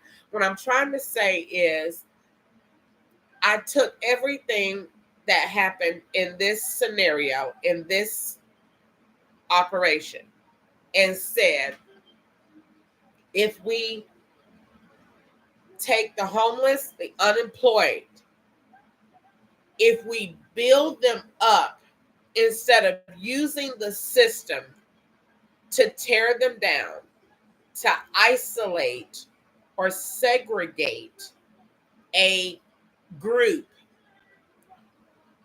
a minority, then what we could do is, instead of keeping resources, like they have a whole operation to keep me from getting ahead. But you could put that same operation in place to provide resources to build up the economy. You can't take the same 15 jobs that have been here for 20 years and try to make money from them. They the same 15 jobs. You got to have 45 jobs to bring up the economy. If the economy went up 3%, you got to go up 3%. It's stupid to say the economy went up 10% and we didn't. So in that turn, that goes to affordable housing, that goes to lending, that goes to mortgage loans, that goes to everything. Because we look at it and say, okay, the average median household is making $2,300 a month. If the rent on average for 2.5 kids and a family is $1,800 a month, this family doesn't have enough. We can't just keep making the family. Our solution can't be to just, keep them poor. And we'll just keep giving out food stamps. Because that is going to be cut off. I'm trying to tell you. So we have to build up, and I say build up the Black community because we're the ones that dominate these numbers of mental health, of poverty, of living below the poverty levels. We dominate these polls. So the only way to do this is to change the trajectory of our culture by implementing jobs, wealth management, a different educational curriculum, and we must do this with artificial intelligence. That's the only way that we're going to reduce mental health, that we will provide resources at will to those that are homeless. We can even do it to those that are hungry. What the government needs to do is, okay, let's have fun. Let's go green for a second. I have come up with CORE. The government needs to come up with a CORE program, a all in one. They need to lord over 411. 411 needs to go, or 211 needs to be 211 direct live. We giving you live resources that we see, because AI is providing them to us based on the county and based on the government. This is going to come in together. So 211, when you go look at it online, we don't need any calls anymore. We're going to redirect those jobs, customer service. These people are going to be signing you up for CORE voluntarily, because this is going to help the government get control of the economy and our planet. This is going to tie into global warming. So I'm so congested. I need to blow my nose. So hold on.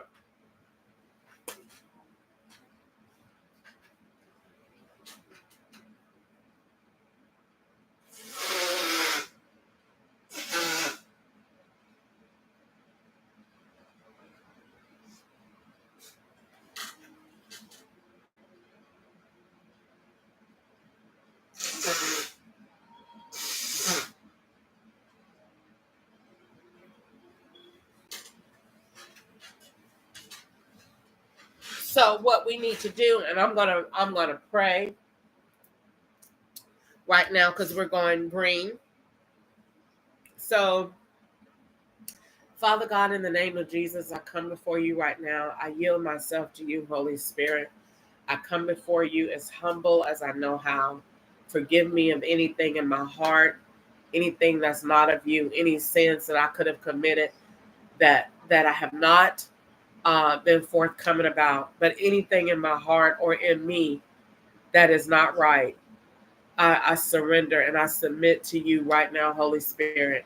Have your way in my life and in my conversation. Father, go before me and let your will be done in earth as it is in heaven. Oh, Father God, that you would speak through me. Let my mouth be edifying to your people. Let your word come forth, be a light in my situation right now. In the name of Jesus, let your plan for the earth manifest. Oh, that I would be a vessel for you to use, that my mouth would be used by you, that you will speak through me your plan for your people in this day and in this time. Oh God, we need you, and this is a move. And we receive your word by faith through grace right now in the name of Jesus. Oh, how we thank you for provision. In the name of Jesus, I give you all the glory, the honor, and the praise. In Jesus' name, amen. So what we're doing is we're taking the economy where we are, and we're building hope, because God wants to build hope, to provide resources, to let people see the provision. No one really bounced back from COVID. So what the government is doing on all levels, county and federal, are blending together. See, right now they're not blended. And this is why we have a little division, because the county ain't really doing nothing and the feds are really doing what they doing. But this needs to come together as an umbrella over the people. See, you got the umbrella. This is the government. This is the county. This is your resources. This is your aid. This is your constitution. This is the umbrella. This is your social contract that the people live under. You got a social contract. So we take that contract, and this is everything. This is your Bill of Rights. This is everything that you need to know. So we putting this information in different places for you at your fingertips to provide resources so that you could be all that you really want to be. So we can ensure that, according to the Constitution, that every person, regardless of race, regardless of your gender, regardless of who you are and where you came from, that you can have your 40 acres and a mule. We going to make sure of it. And we're going to use artificial intelligence to create this system for us to ensure that you are treated just like your peer. That the system will no longer see you as a colored entity. So once we do that and establish this mega system, this is going to pump resources out to those that are getting it, but it's going to build them to the next phase of their development. So what it's doing is the government is now taking responsibility for you. But we're already doing it now. We just are not receiving any dividends. They not getting nothing back. We giving out Social Security, we giving out food stamps, we giving out this, but we ain't getting nothing back. Well, now we're getting something back because we got a program in place for you that you're taking these benefits, where we was now giving them to you as Social Security. We're not giving it to you as it ain't called Social Security no more. This is core.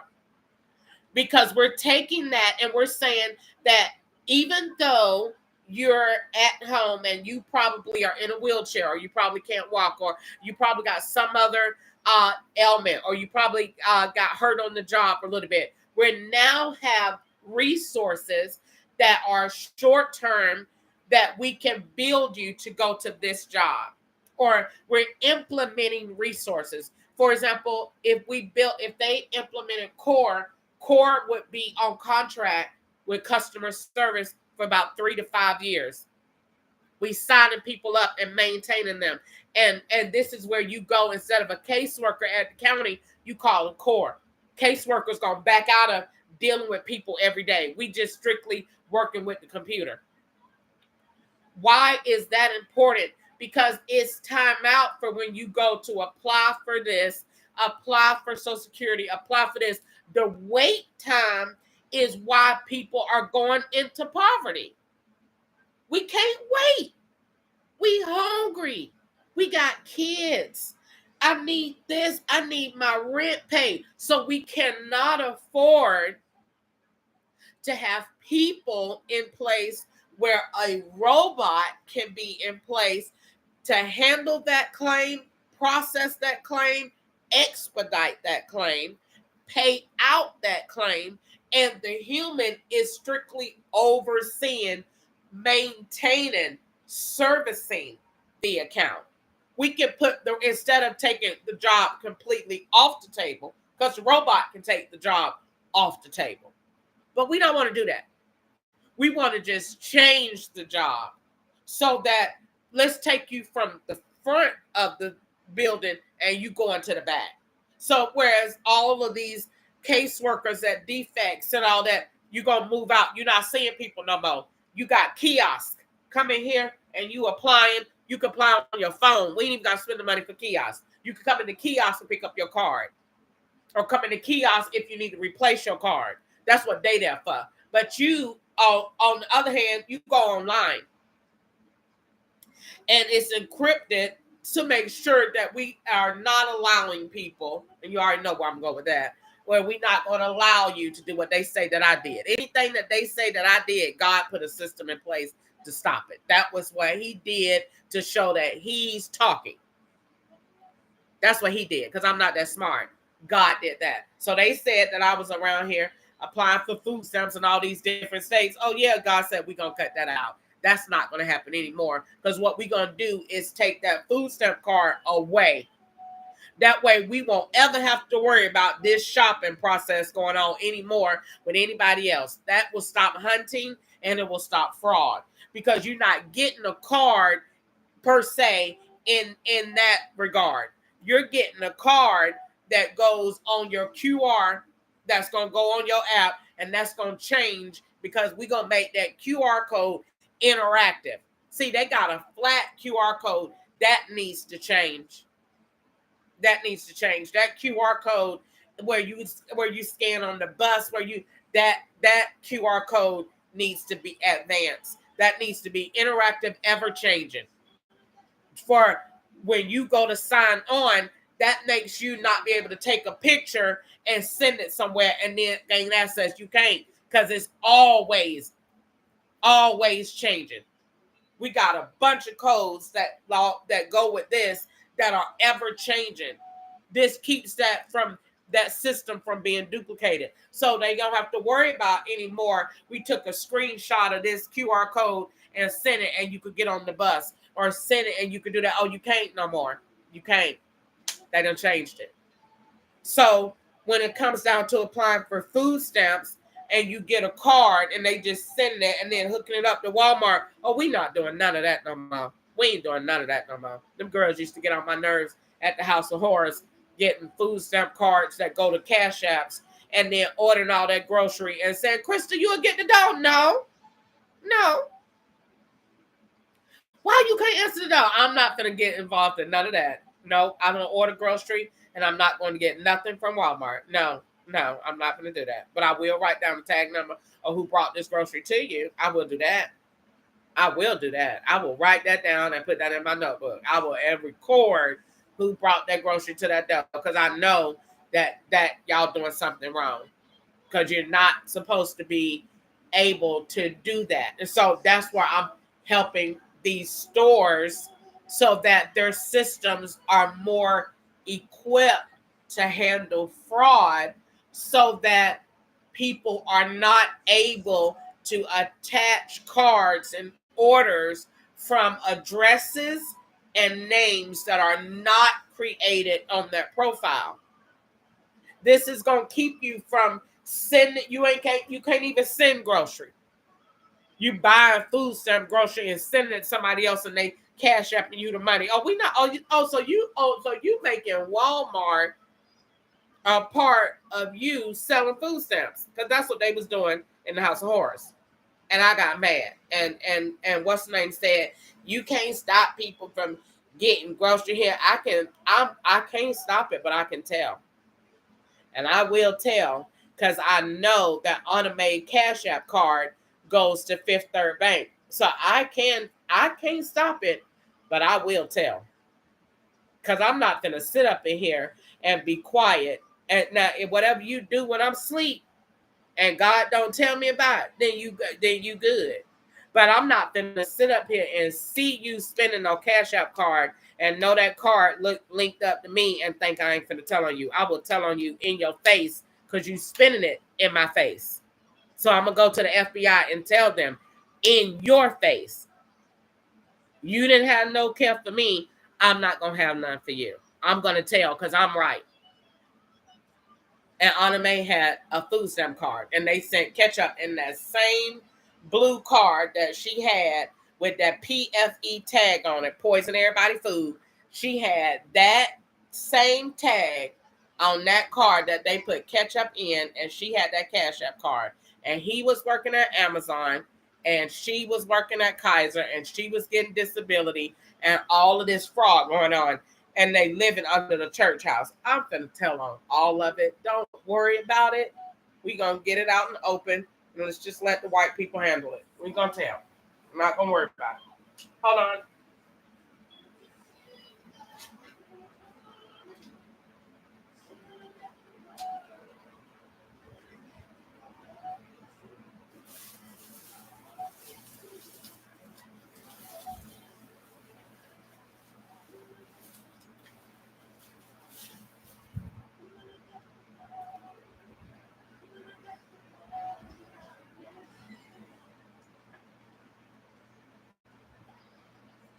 Okay, so the reason that we want to do that is because this stops fraud, and I don't like what they did to me. So everything that they did to me, I told God, and he saw it, and he said, all right, say this. And they're going to know that I'm talking, because say this. And they're going to say, wow, that fixes that. Yeah. So say that. And you don't have to worry about defending yourself. Just say this. Just create this and write it down. So going from the process of applying for resources, we're implementing a robot there. And that robot is going to give you a neighborhood of where you can shop.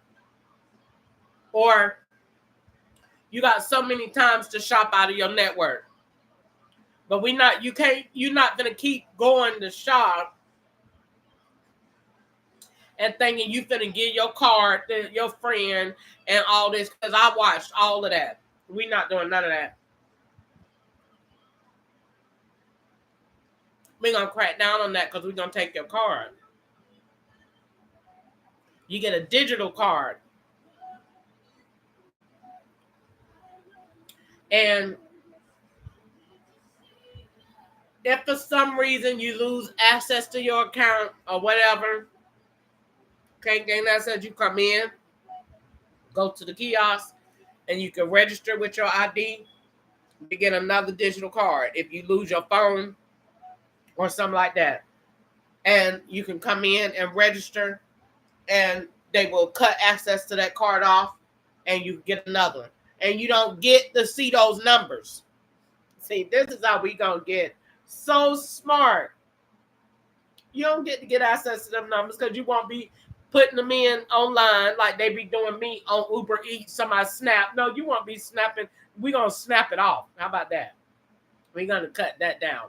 We won't be doing Uber Eats, ordering food stamps. We won't be doing that either. We won't be doing that. And you just ordering stuff. And you in a whole nother place. And then get somebody to come around. No, we're not doing that. So that gets cut off. So if we change how we have resources available to people, then what we could do is provide immediate help to prevent the economy from going down, to prevent the stress. See, God, when we pray and we ask God for help, he provides those resources right then.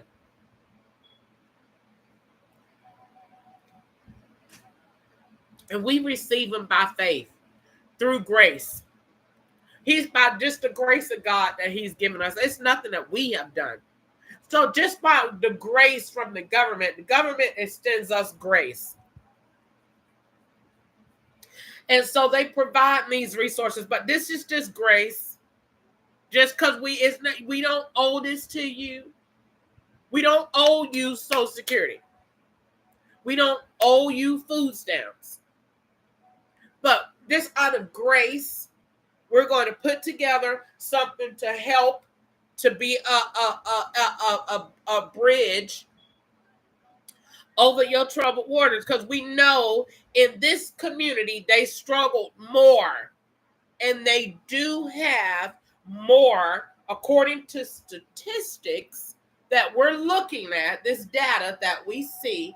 We know that they have more, that they're more at risk for mental health, poverty, uh, depression and anxiety, prison. So what we want to do is we want to no longer just say we gonna do this. We want to actually make it happen.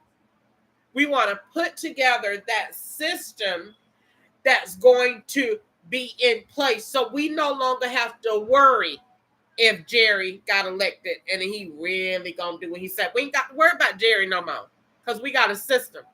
We ain't got to worry about uh, uh, uh, Tom and Donald no more, because we got a system.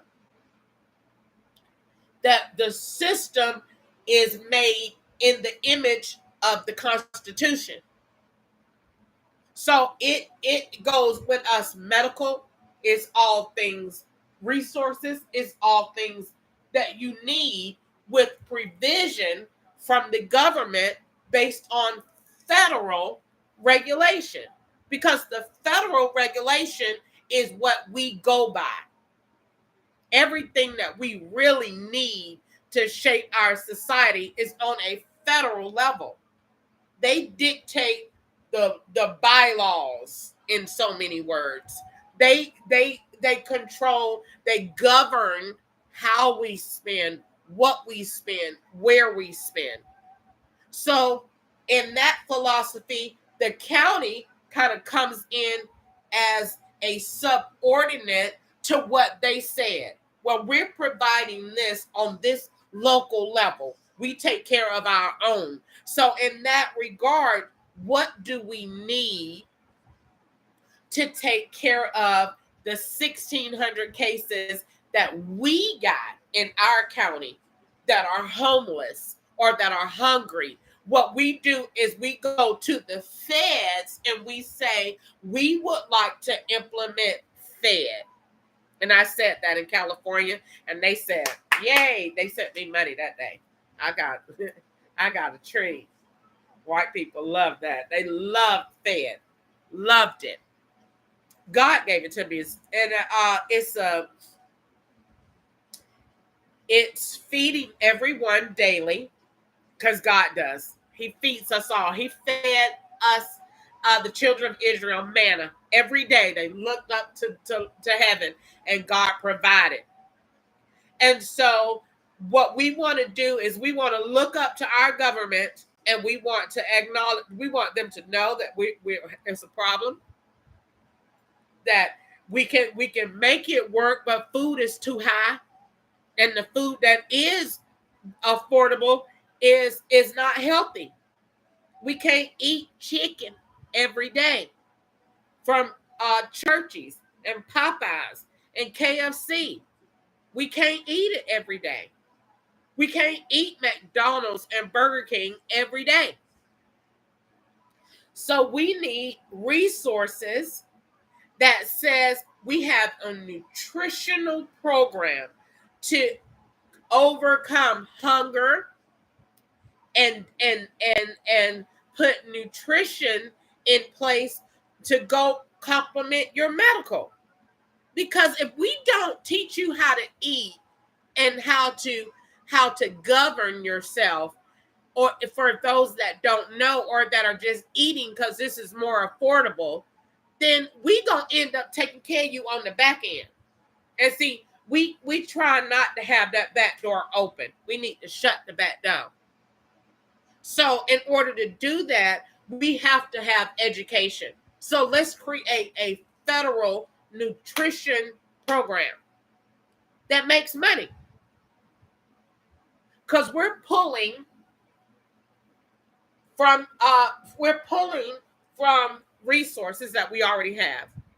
And all we're doing is putting us up a structure in place, and we're offering low-cost nutritional meals. And we can put a ride share service with it so that we can offer these meals to you a little bit extra. And here it is. We just, not only did we fix nutrition, we just made jobs. And you're working for the government. And guess what? You'll get insurance, but you're getting AI insurance. And this is what we want to start offering. AI insurance that is not free, but where it's covered under the marketplace, because this is where you're going to download this robot, where we got centers where you can be in control of your health. You'll know what your body is doing because we got artificial preventative measures in place. Isn't that cute? So you could know what's going on in your body at all times. And at the same time, we're benefiting because we're getting all of this research from you. And in return, we get major benefits because we're getting more dibs on you, which is what the government want anyway, and which I think they should have. Anybody that is getting government benefits, I think the government got a right to put their finger on you whenever they want to. And they have a right to have access to you all the way around the board. I believe that. If you ain't doing nothing wrong, you shouldn't have nothing to worry about. It's good that they can put their hands on you whenever you want to. Because if you was in need and got in trouble or was at risk of being hurt, you'll want them to come immediately. So the same thing. Look at it from that perspective. You ain't doing nothing wrong. You don't have nothing to worry about. I like it that FBI see me all day. See me more. Set up a camera. I love it. I put more cameras in here. I love it. So in that regard, if we change that, this is how you can see that this conversation can be much bigger. Much bigger. And I could talk a whole lot more because of what we're implementing and why we're implementing it. I said that in California and they loved it. Implement FED, FED, a big building, a place for you to read, all of that. Opens 5 o'clock in the morning, closed late at night, and you can eat. And it even got self-service kiosks. Even if you get food stamps, you can use your card for a certain amount of meals every month that are covered under that. So that's good. That's a good idea. So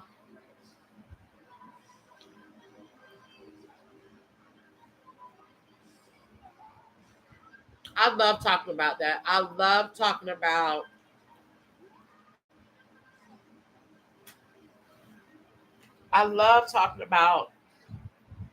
helping the community, providing resources, making a change, helping. And I want to eliminate fraud. And I believe in my heart and my soul that God gave me everything that I need to make that possible, to eliminate fraud and waste. And that if we take people and direct their steps systemically, we can overcome as a people every adversity our nation faces. It's nothing going on in our world, in our economy, that we cannot overcome as a united people. Nothing. Nothing. It's nothing that we can't do with a system in place to overcome human opinion that can intercept our rights and liberties afforded under the United States Constitution.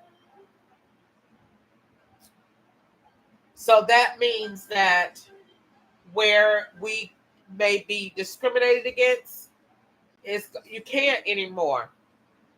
In discrimination, we can do that.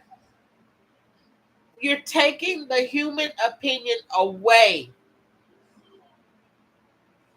You can't say, "Oh, well, I got to wait on such and such opinion to say how much time such and such got, or a human opinion to say if you could have an abortion or not, or a human opinion to say if you can." These are rights and liberties, such as these are rights and liberties that are afforded under uh, under the law, the Constitution.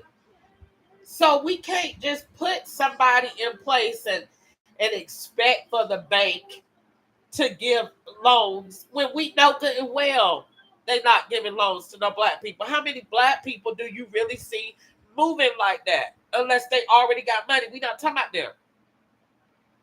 We're talking about in Riverdale, the hood, in Clayton County. How many people can go up in Chase Bank and get a home loan?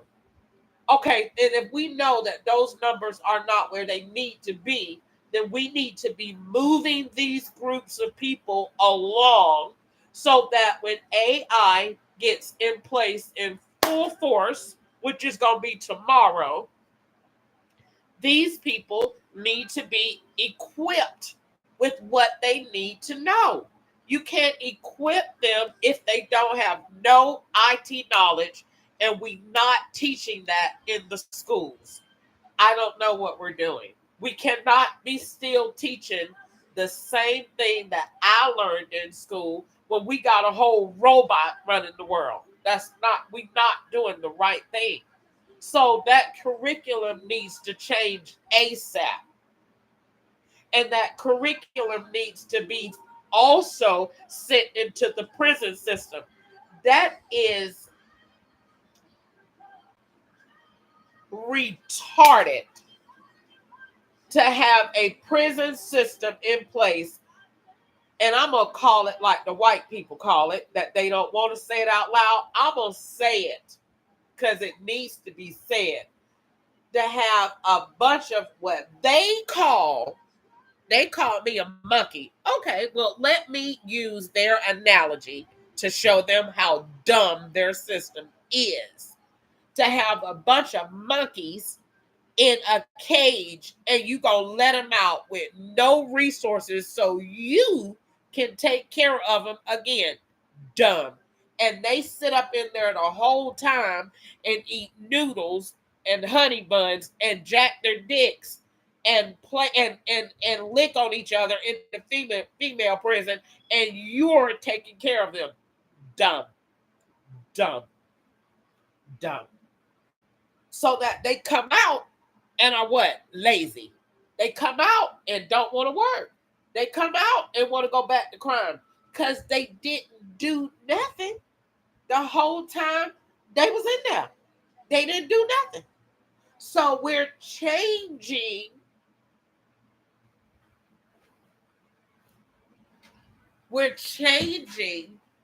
the trajectory of our nation and of our culture by no longer rolling over and accepting things and policies that we know are not this dumb. Girl, every time she come on, I can't stand it. Shut up.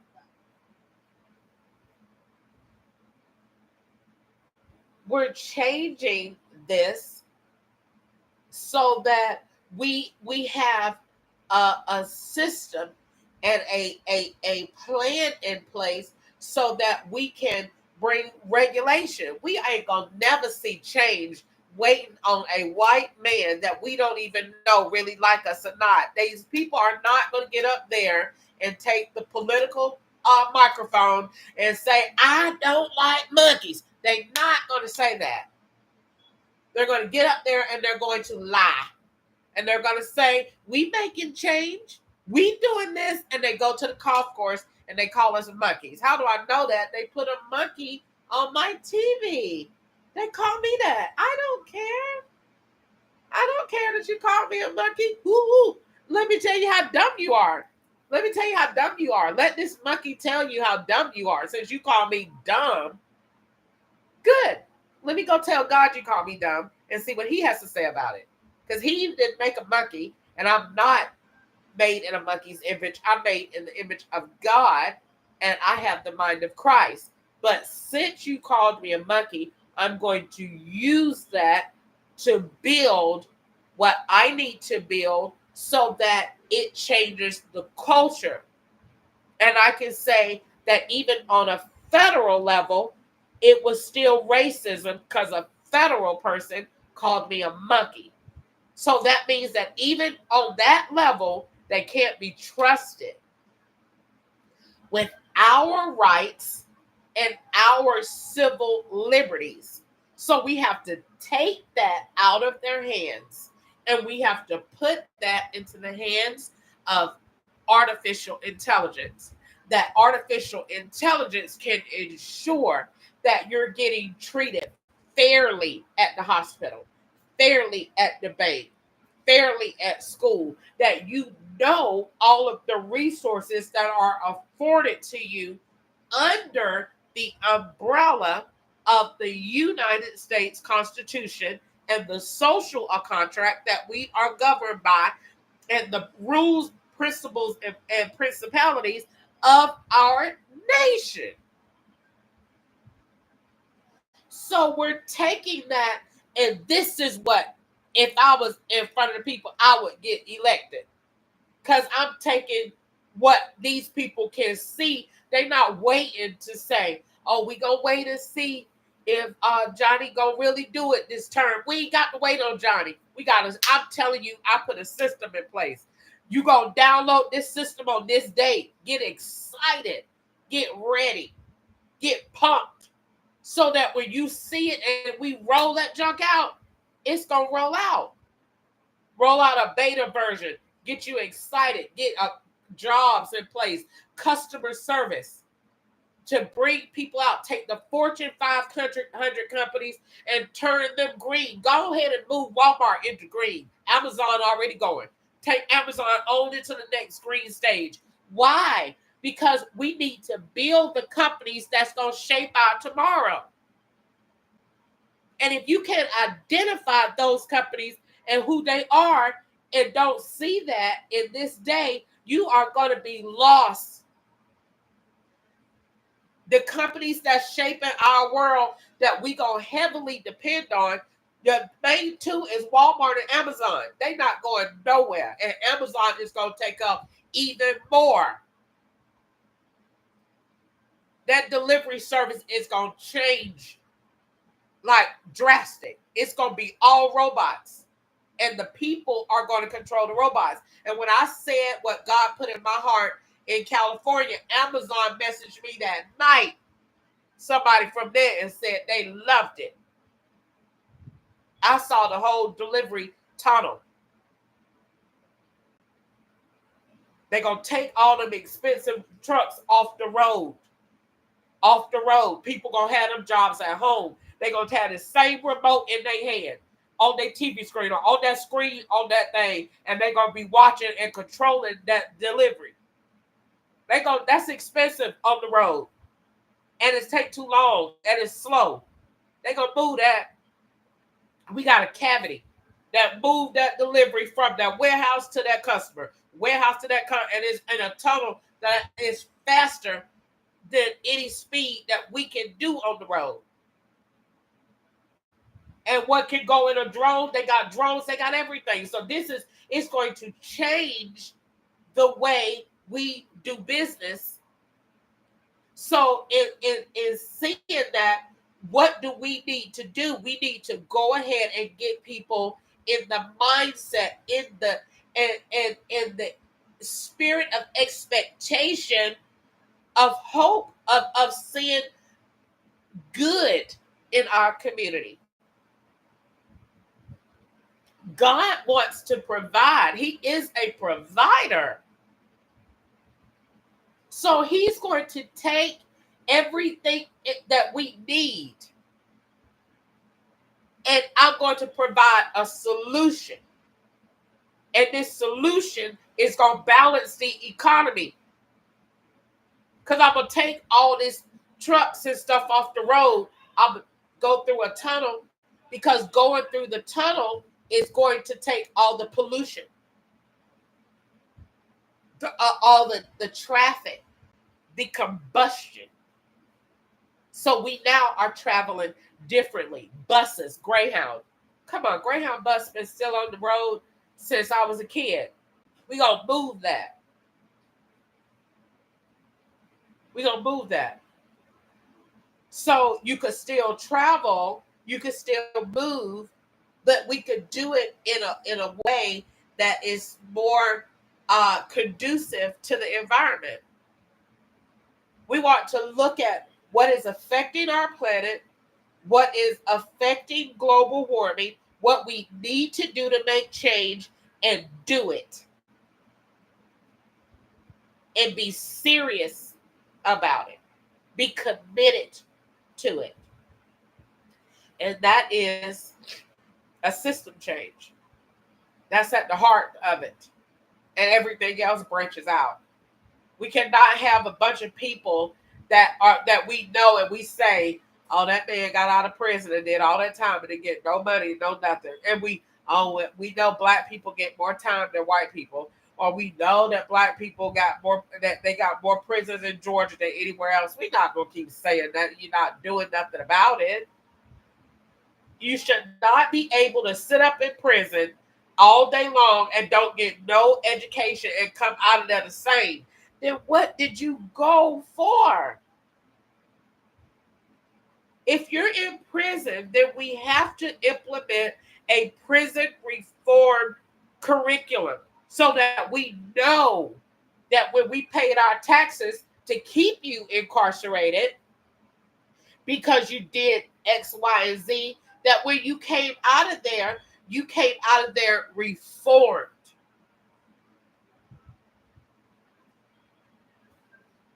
That's just my 2 cents, what God put in my heart. See, I wanted to go to school and be a psychologist. And I wanted to do medicine and everything, because once I was out there homeless and I saw all the bad drugs on the street, and in our community especially, I didn't agree. I don't smoke weed no more because it's all garbage. They put poison and bad garbage in our neighborhood on purpose so that we have higher cases of mental health. And they preferably do it to the men so that when you have mental health and we affect them, more than likely we'll affect their kids. They did it on purpose. They do it on purpose. They know exactly what they're doing.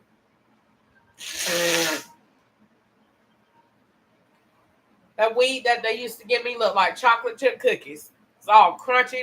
It's not soft like a plant, like it's supposed to be.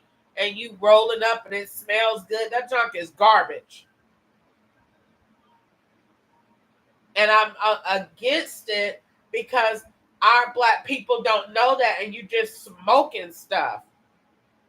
You're not smoking what white people smoke, and you ain't smoking what Mexicans smoke. You smoking garbage. And it's going to hurt you over time. It ain't got to hurt you today. Yeah, you got high. It might not have been the high that you thought. And I saw things in California, and I was exposed to things that shaped my thoughts around this. And I'm just not happy about it. And I don't support it. I'm not with smoking weed no more like that, with buying weed from a person up there at the stove. That's garbage. It's garbage. It's garbage.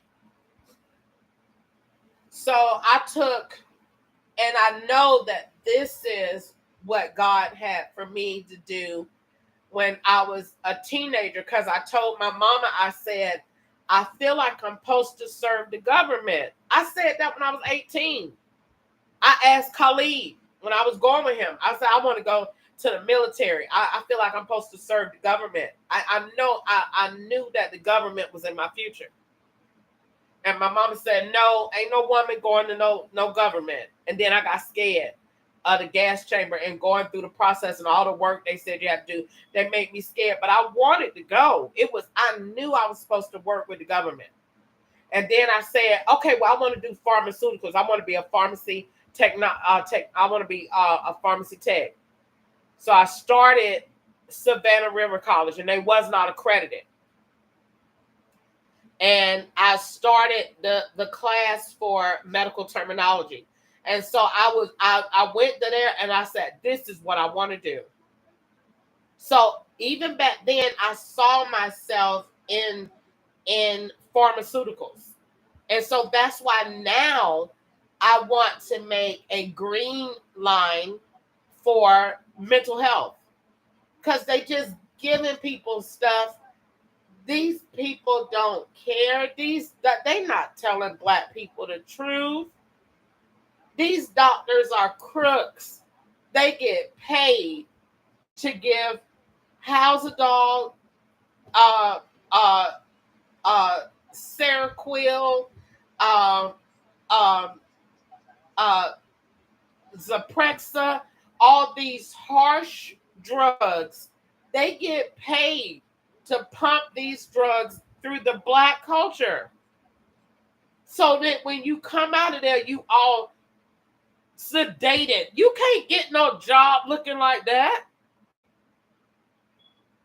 And that you go there because you depressed and they put you on that, and you come out of there with way worse symptoms.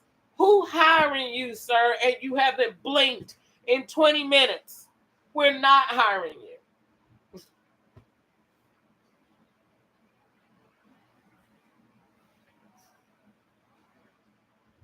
I could be a comedian, I swear.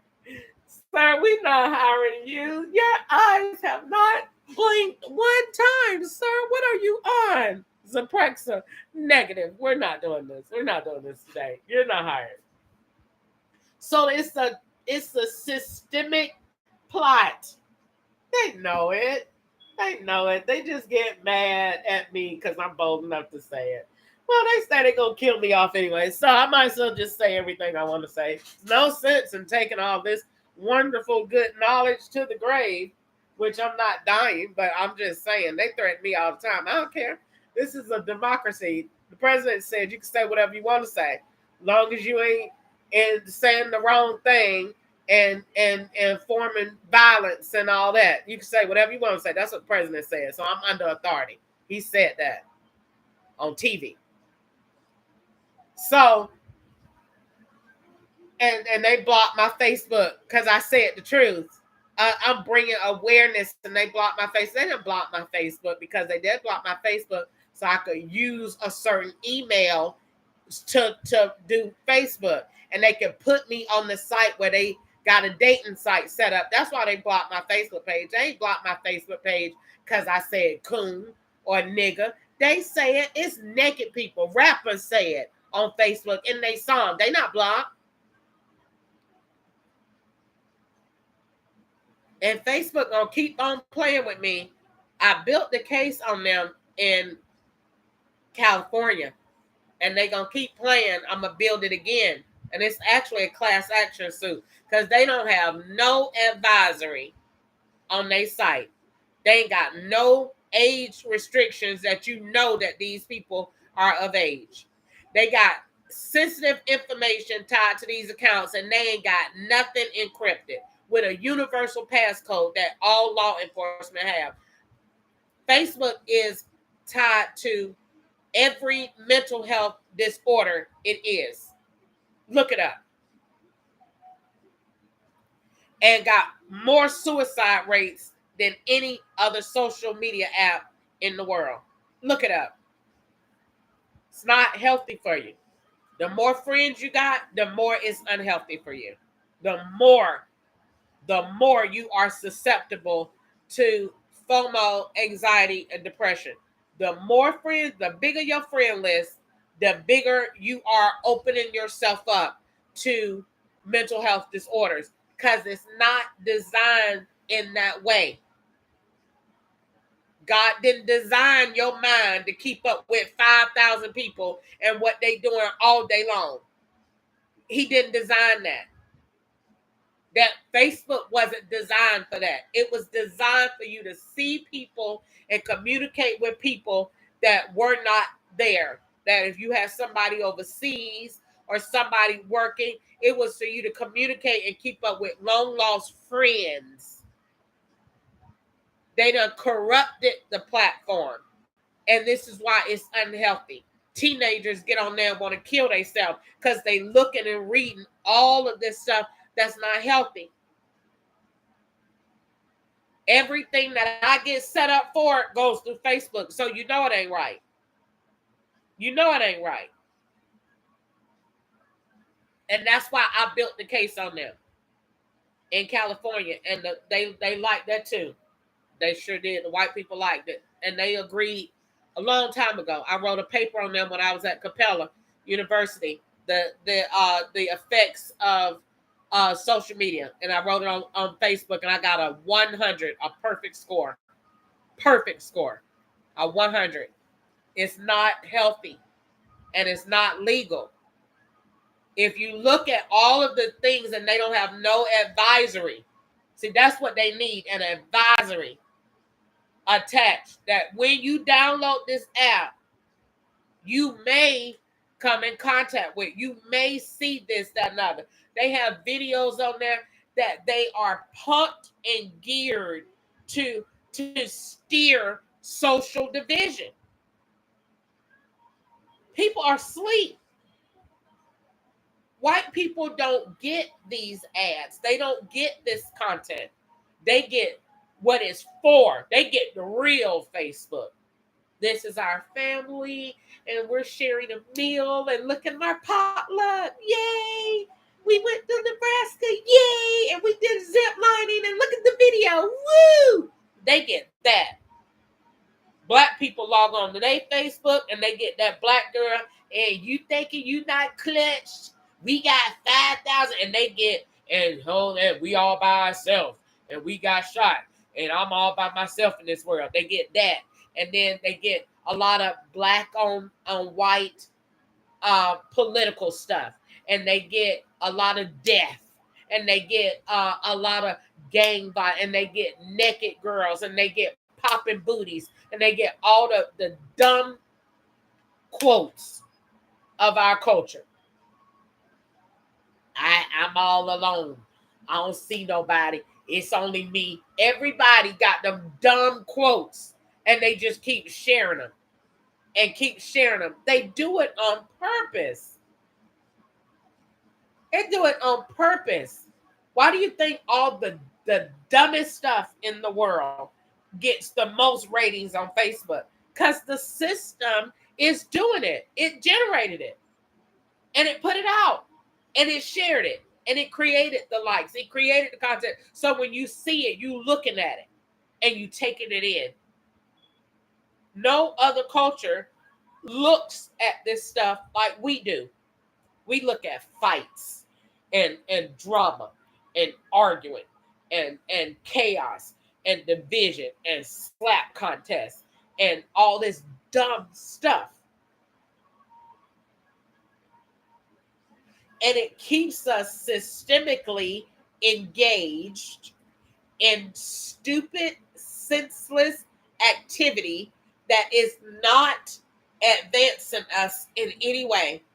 So when you open it and you see such and such got shot, white man shot him and he free, what did it make you feel? This is stupid. Then you open it, close it, I'm finna go. Open it again, such and such got shot by a white man and he free. You keep reading the same thing because it's systemically building your brain to say, don't you try to go up against that white man or you're going to get shot. And it's also systemically dividing you from the white man. So that when you see him, when you see the police, I want them to do it there. Because I just read on Facebook, they shot this one. You don't know if that's true. They do this to keep the cultures divided. So we have to come together. We need a day of healing. We got a day for everything else. We got a dumb day. We got a sibling day. We got a pizza day. We got a groundhog day. We got the dumbest days. But we don't have a day for healing where we really come together as God intended. That's the only way that we're going to progress as a nation. If we have to come together, and we physically can't even depend on ourselves to do that. We have to depend on God, and God brought us together through I'm going to unite the system. So when I unite the system, it's going to pull you together, because I'm going to send you to do stuff that's going to put you where you need to be. It's going to put the church where in the center of the community. Y'all know I always go back to the church. Now you think in the Bible that God say he coming back for the church first. He did not say the government. And the government is in the Bible. He said the church. He coming back for the church before he come back for the law. Because the church is supposed to be in control. We're supposed to be the seasoning. What can you have if you fried chicken and you ain't got no Lorry seasoning salt? And you ain't got no salt. And you have nothing. What that chicken gonna taste like? Yeah. That's what the world is without us. Is But when they see the Christian at work in the community, yay! We got resources, we got prayer, we got help, we got healing, we got a place of break, we got support. This is what you want to create. So it isn't just a system that says the police do this. God pulled it all together. I pulled the feds in. I pulled the county in. I pulled the church in. I got everybody changes and comes together, and it makes the world a better place. It makes the world a better place. It gives us everything that we need. It's a source of provision. Because if you know what you have, the Bible even says, without a vision, man will perish. So when you get benefits from the government is putting a vision together for you, for your health, for your wellness, your preventative care. And we're tying all of this in so that we know that you're going to be equipped in the future. Because this way, this saves us resources. If the whole entire mental health community went and signed up for checks, we would bankrupt the government. If everybody just went and said, I'm bipolar, where are we going to get money? So we have to look at this and understand and know that artificial intelligence is going to change our society. Like, I don't know what. Like, everything that we look at, I look at it all the time and be like, they can't see this. Dude, am I the only one that see this? Because see, this man told me in California, he got on the bus, a black man, and he said, he got on the train. Actually, it wasn't in California, that was here. And he said,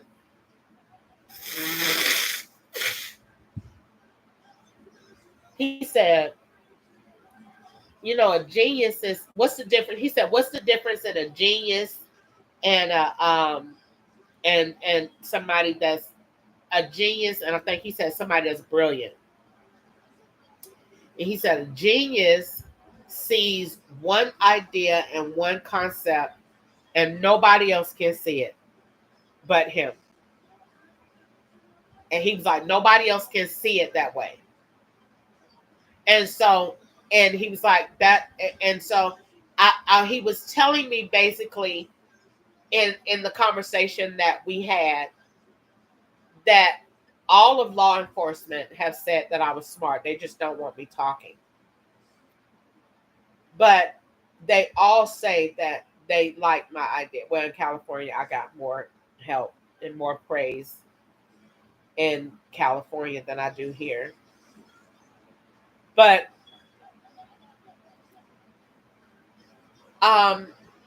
they all said that they thought I was smart. I told you in California, they used to tell me, they told me that a white man put it in the library and they seen it. And he said, the only way that you gonna stay alive is if you go green every day. Or if you go green. That's it. And so then after a while they said, well, we'll just take her brain and we'll just use it and we'll still kill her off. They just say whatever they want to say. That people done told me so much stuff. I'm telling you, when they say I be talking, they did it. They did it. They did it because they just keep saying stuff. They sure told me that in California. I said, these people are nuts. They really said that I would be a get out experience. Take your brain and put it in. Hello, sir. The people don't care what they say. Rude and disrespectful. So going back to green, I want to just do what God put it in my heart to do. And I wish I've thought about this whole time to take this whole wall and put a dry erase board up there so that I could teach everything that God has put in my heart and just go through it. Do the curriculum starting. And I've already pretty much did it already. And they like that idea up in Roswell. They put a curriculum up there. They really wanted me to do that. Because in our culture, in our Black culture, we need that education because we have a higher rate of single family homes, of a single family dynamic.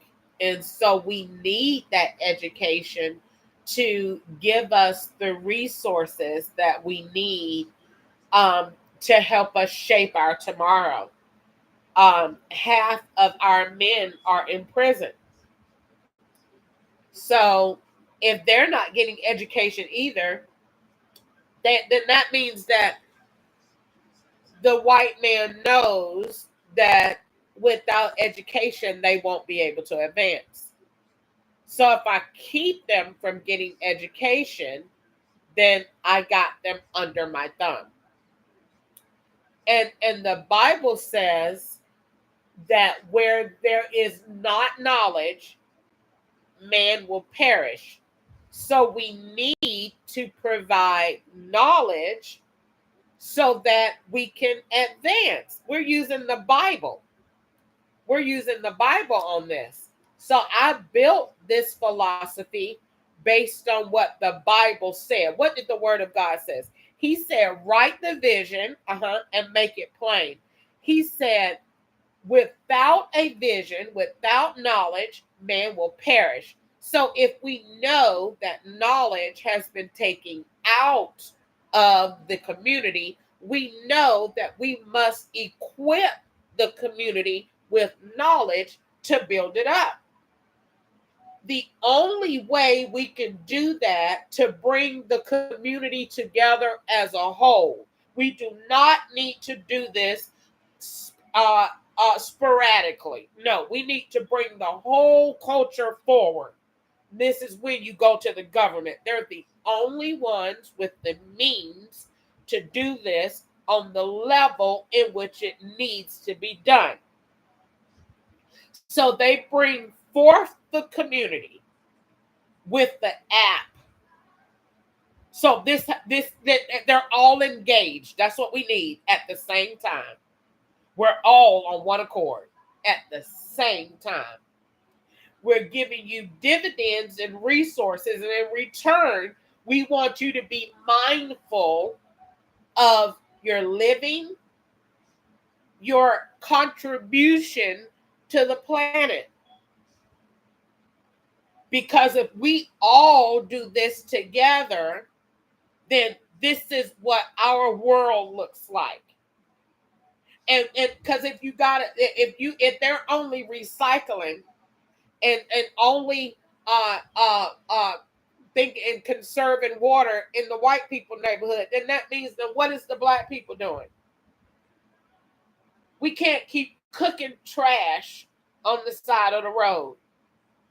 And these people can't afford to get emissions. They can't afford to do all this stuff. So we cannot keep building this in the community and not expect for what we're building in the community to balance off in the environment, to have an effect on the environment. Based on the laws of reciprocity, it will. I told them that in California, and they said she's right. I said, so y'all let Skid Row go on. The people are cooking batteries in the road, and y'all let all of that go up into the air, and that's not hurting the planet. You're retarded. And they said, wow, she is right. And next thing I see on the news, what they doing? Down there taking them down. So we have to be mindful of what we're looking at. And we have to not close a blind eye to what we need. God has provided the solution. All we have to do is implement it. It's not hard. We're implementing an app, a control variable that is giving you what you need, and in return, the government is getting what we need. And what do we need? You need to recycle. This is what we need you to do. This, we need you to drink from these type of mugs and containers. This is where Starbucks come in again, because we're tying in what we need to Fortune 500 companies. So then now Walmart is selling that we're encouraging more mugs.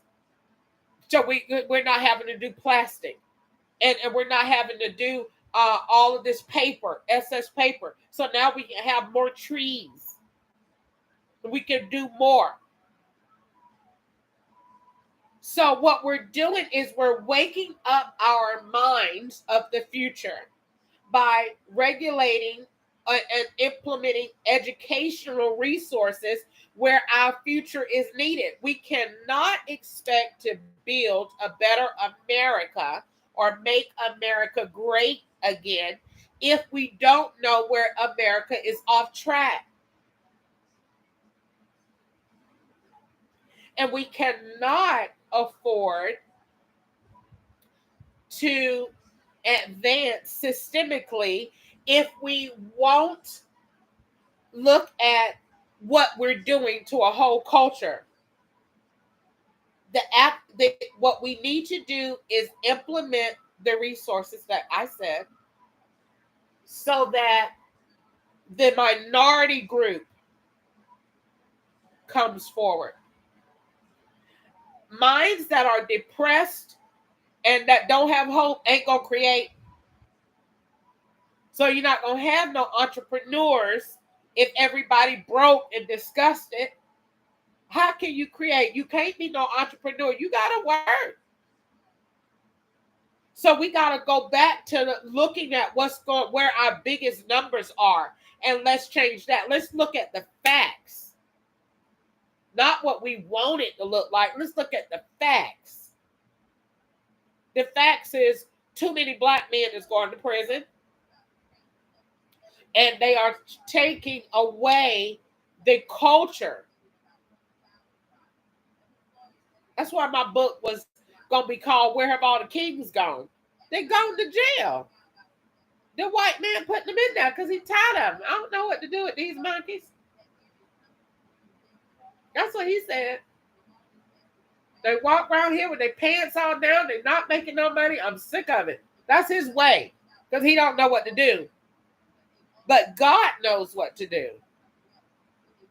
God knows how to provide and to bring us together, to give us resources, to give us future and a hope. So we go, and instead of keep sending these black men to prison, we go in, we take the dynamic and we say, okay, what are we doing? We're taking the dynamic and we're now putting the African Americans, we're putting resources in place so that we can, with as much as we can, keep the family dynamics together. We need to build healthy families.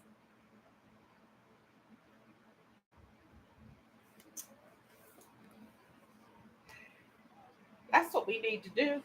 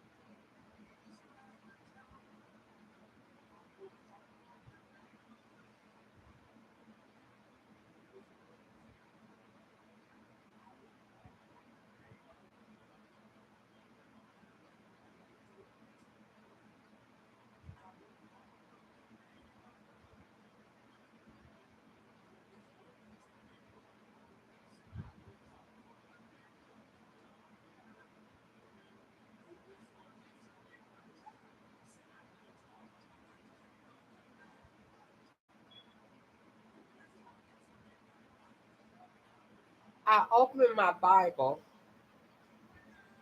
and I open my Bible to um, Jesus teaching. And he's teaching on the way to Jerusalem. And that's what I'm doing. Teaching.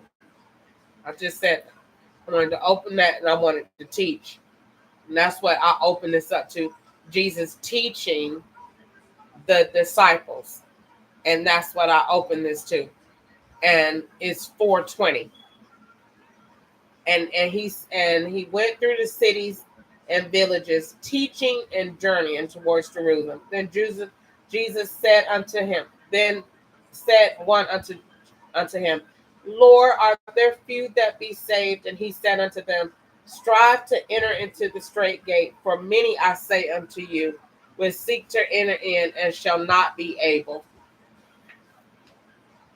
When once the master of the house is risen up and he have shut the door, and ye begin to stand without and to knock at the door, saying, Lord, Lord, open unto us. And he shall answer and say unto you, I know you not whence ye are. Then shall ye begin to say, we have eaten and drunk in thy presence, and thou hast taught in our streets. But he shall say, I tell you, I know you not whence ye are. Depart from me, all ye workers of iniquity. There shall ye be weeping and gnashing of teeth when ye shall see Abraham and Isaac and Jacob and all the prophets in the kingdom of God, and you yourselves thrust out.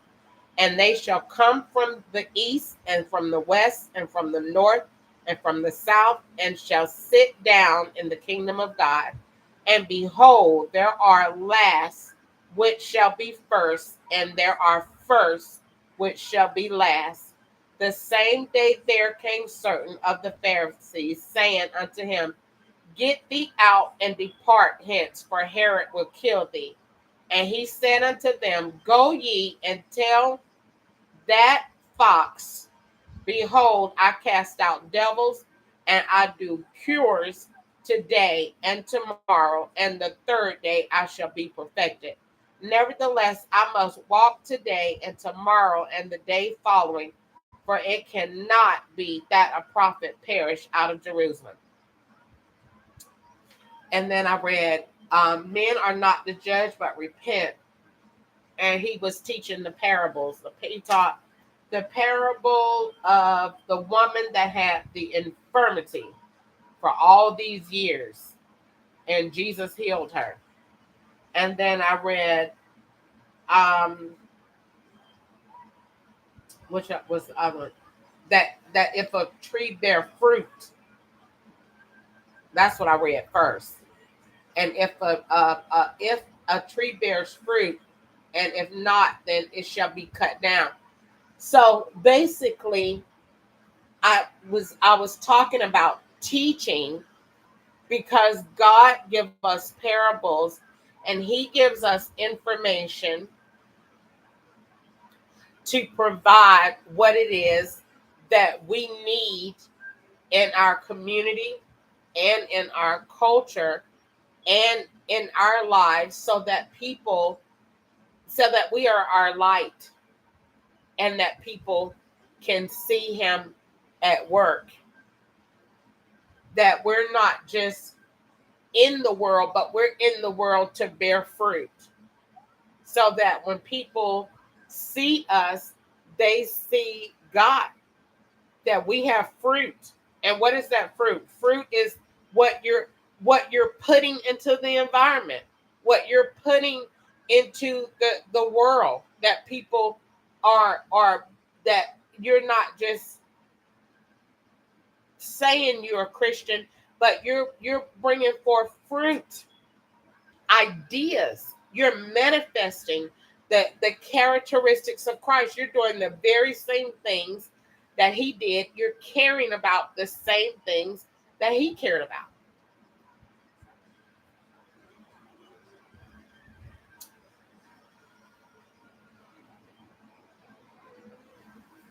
Oh, Lord. Call on him.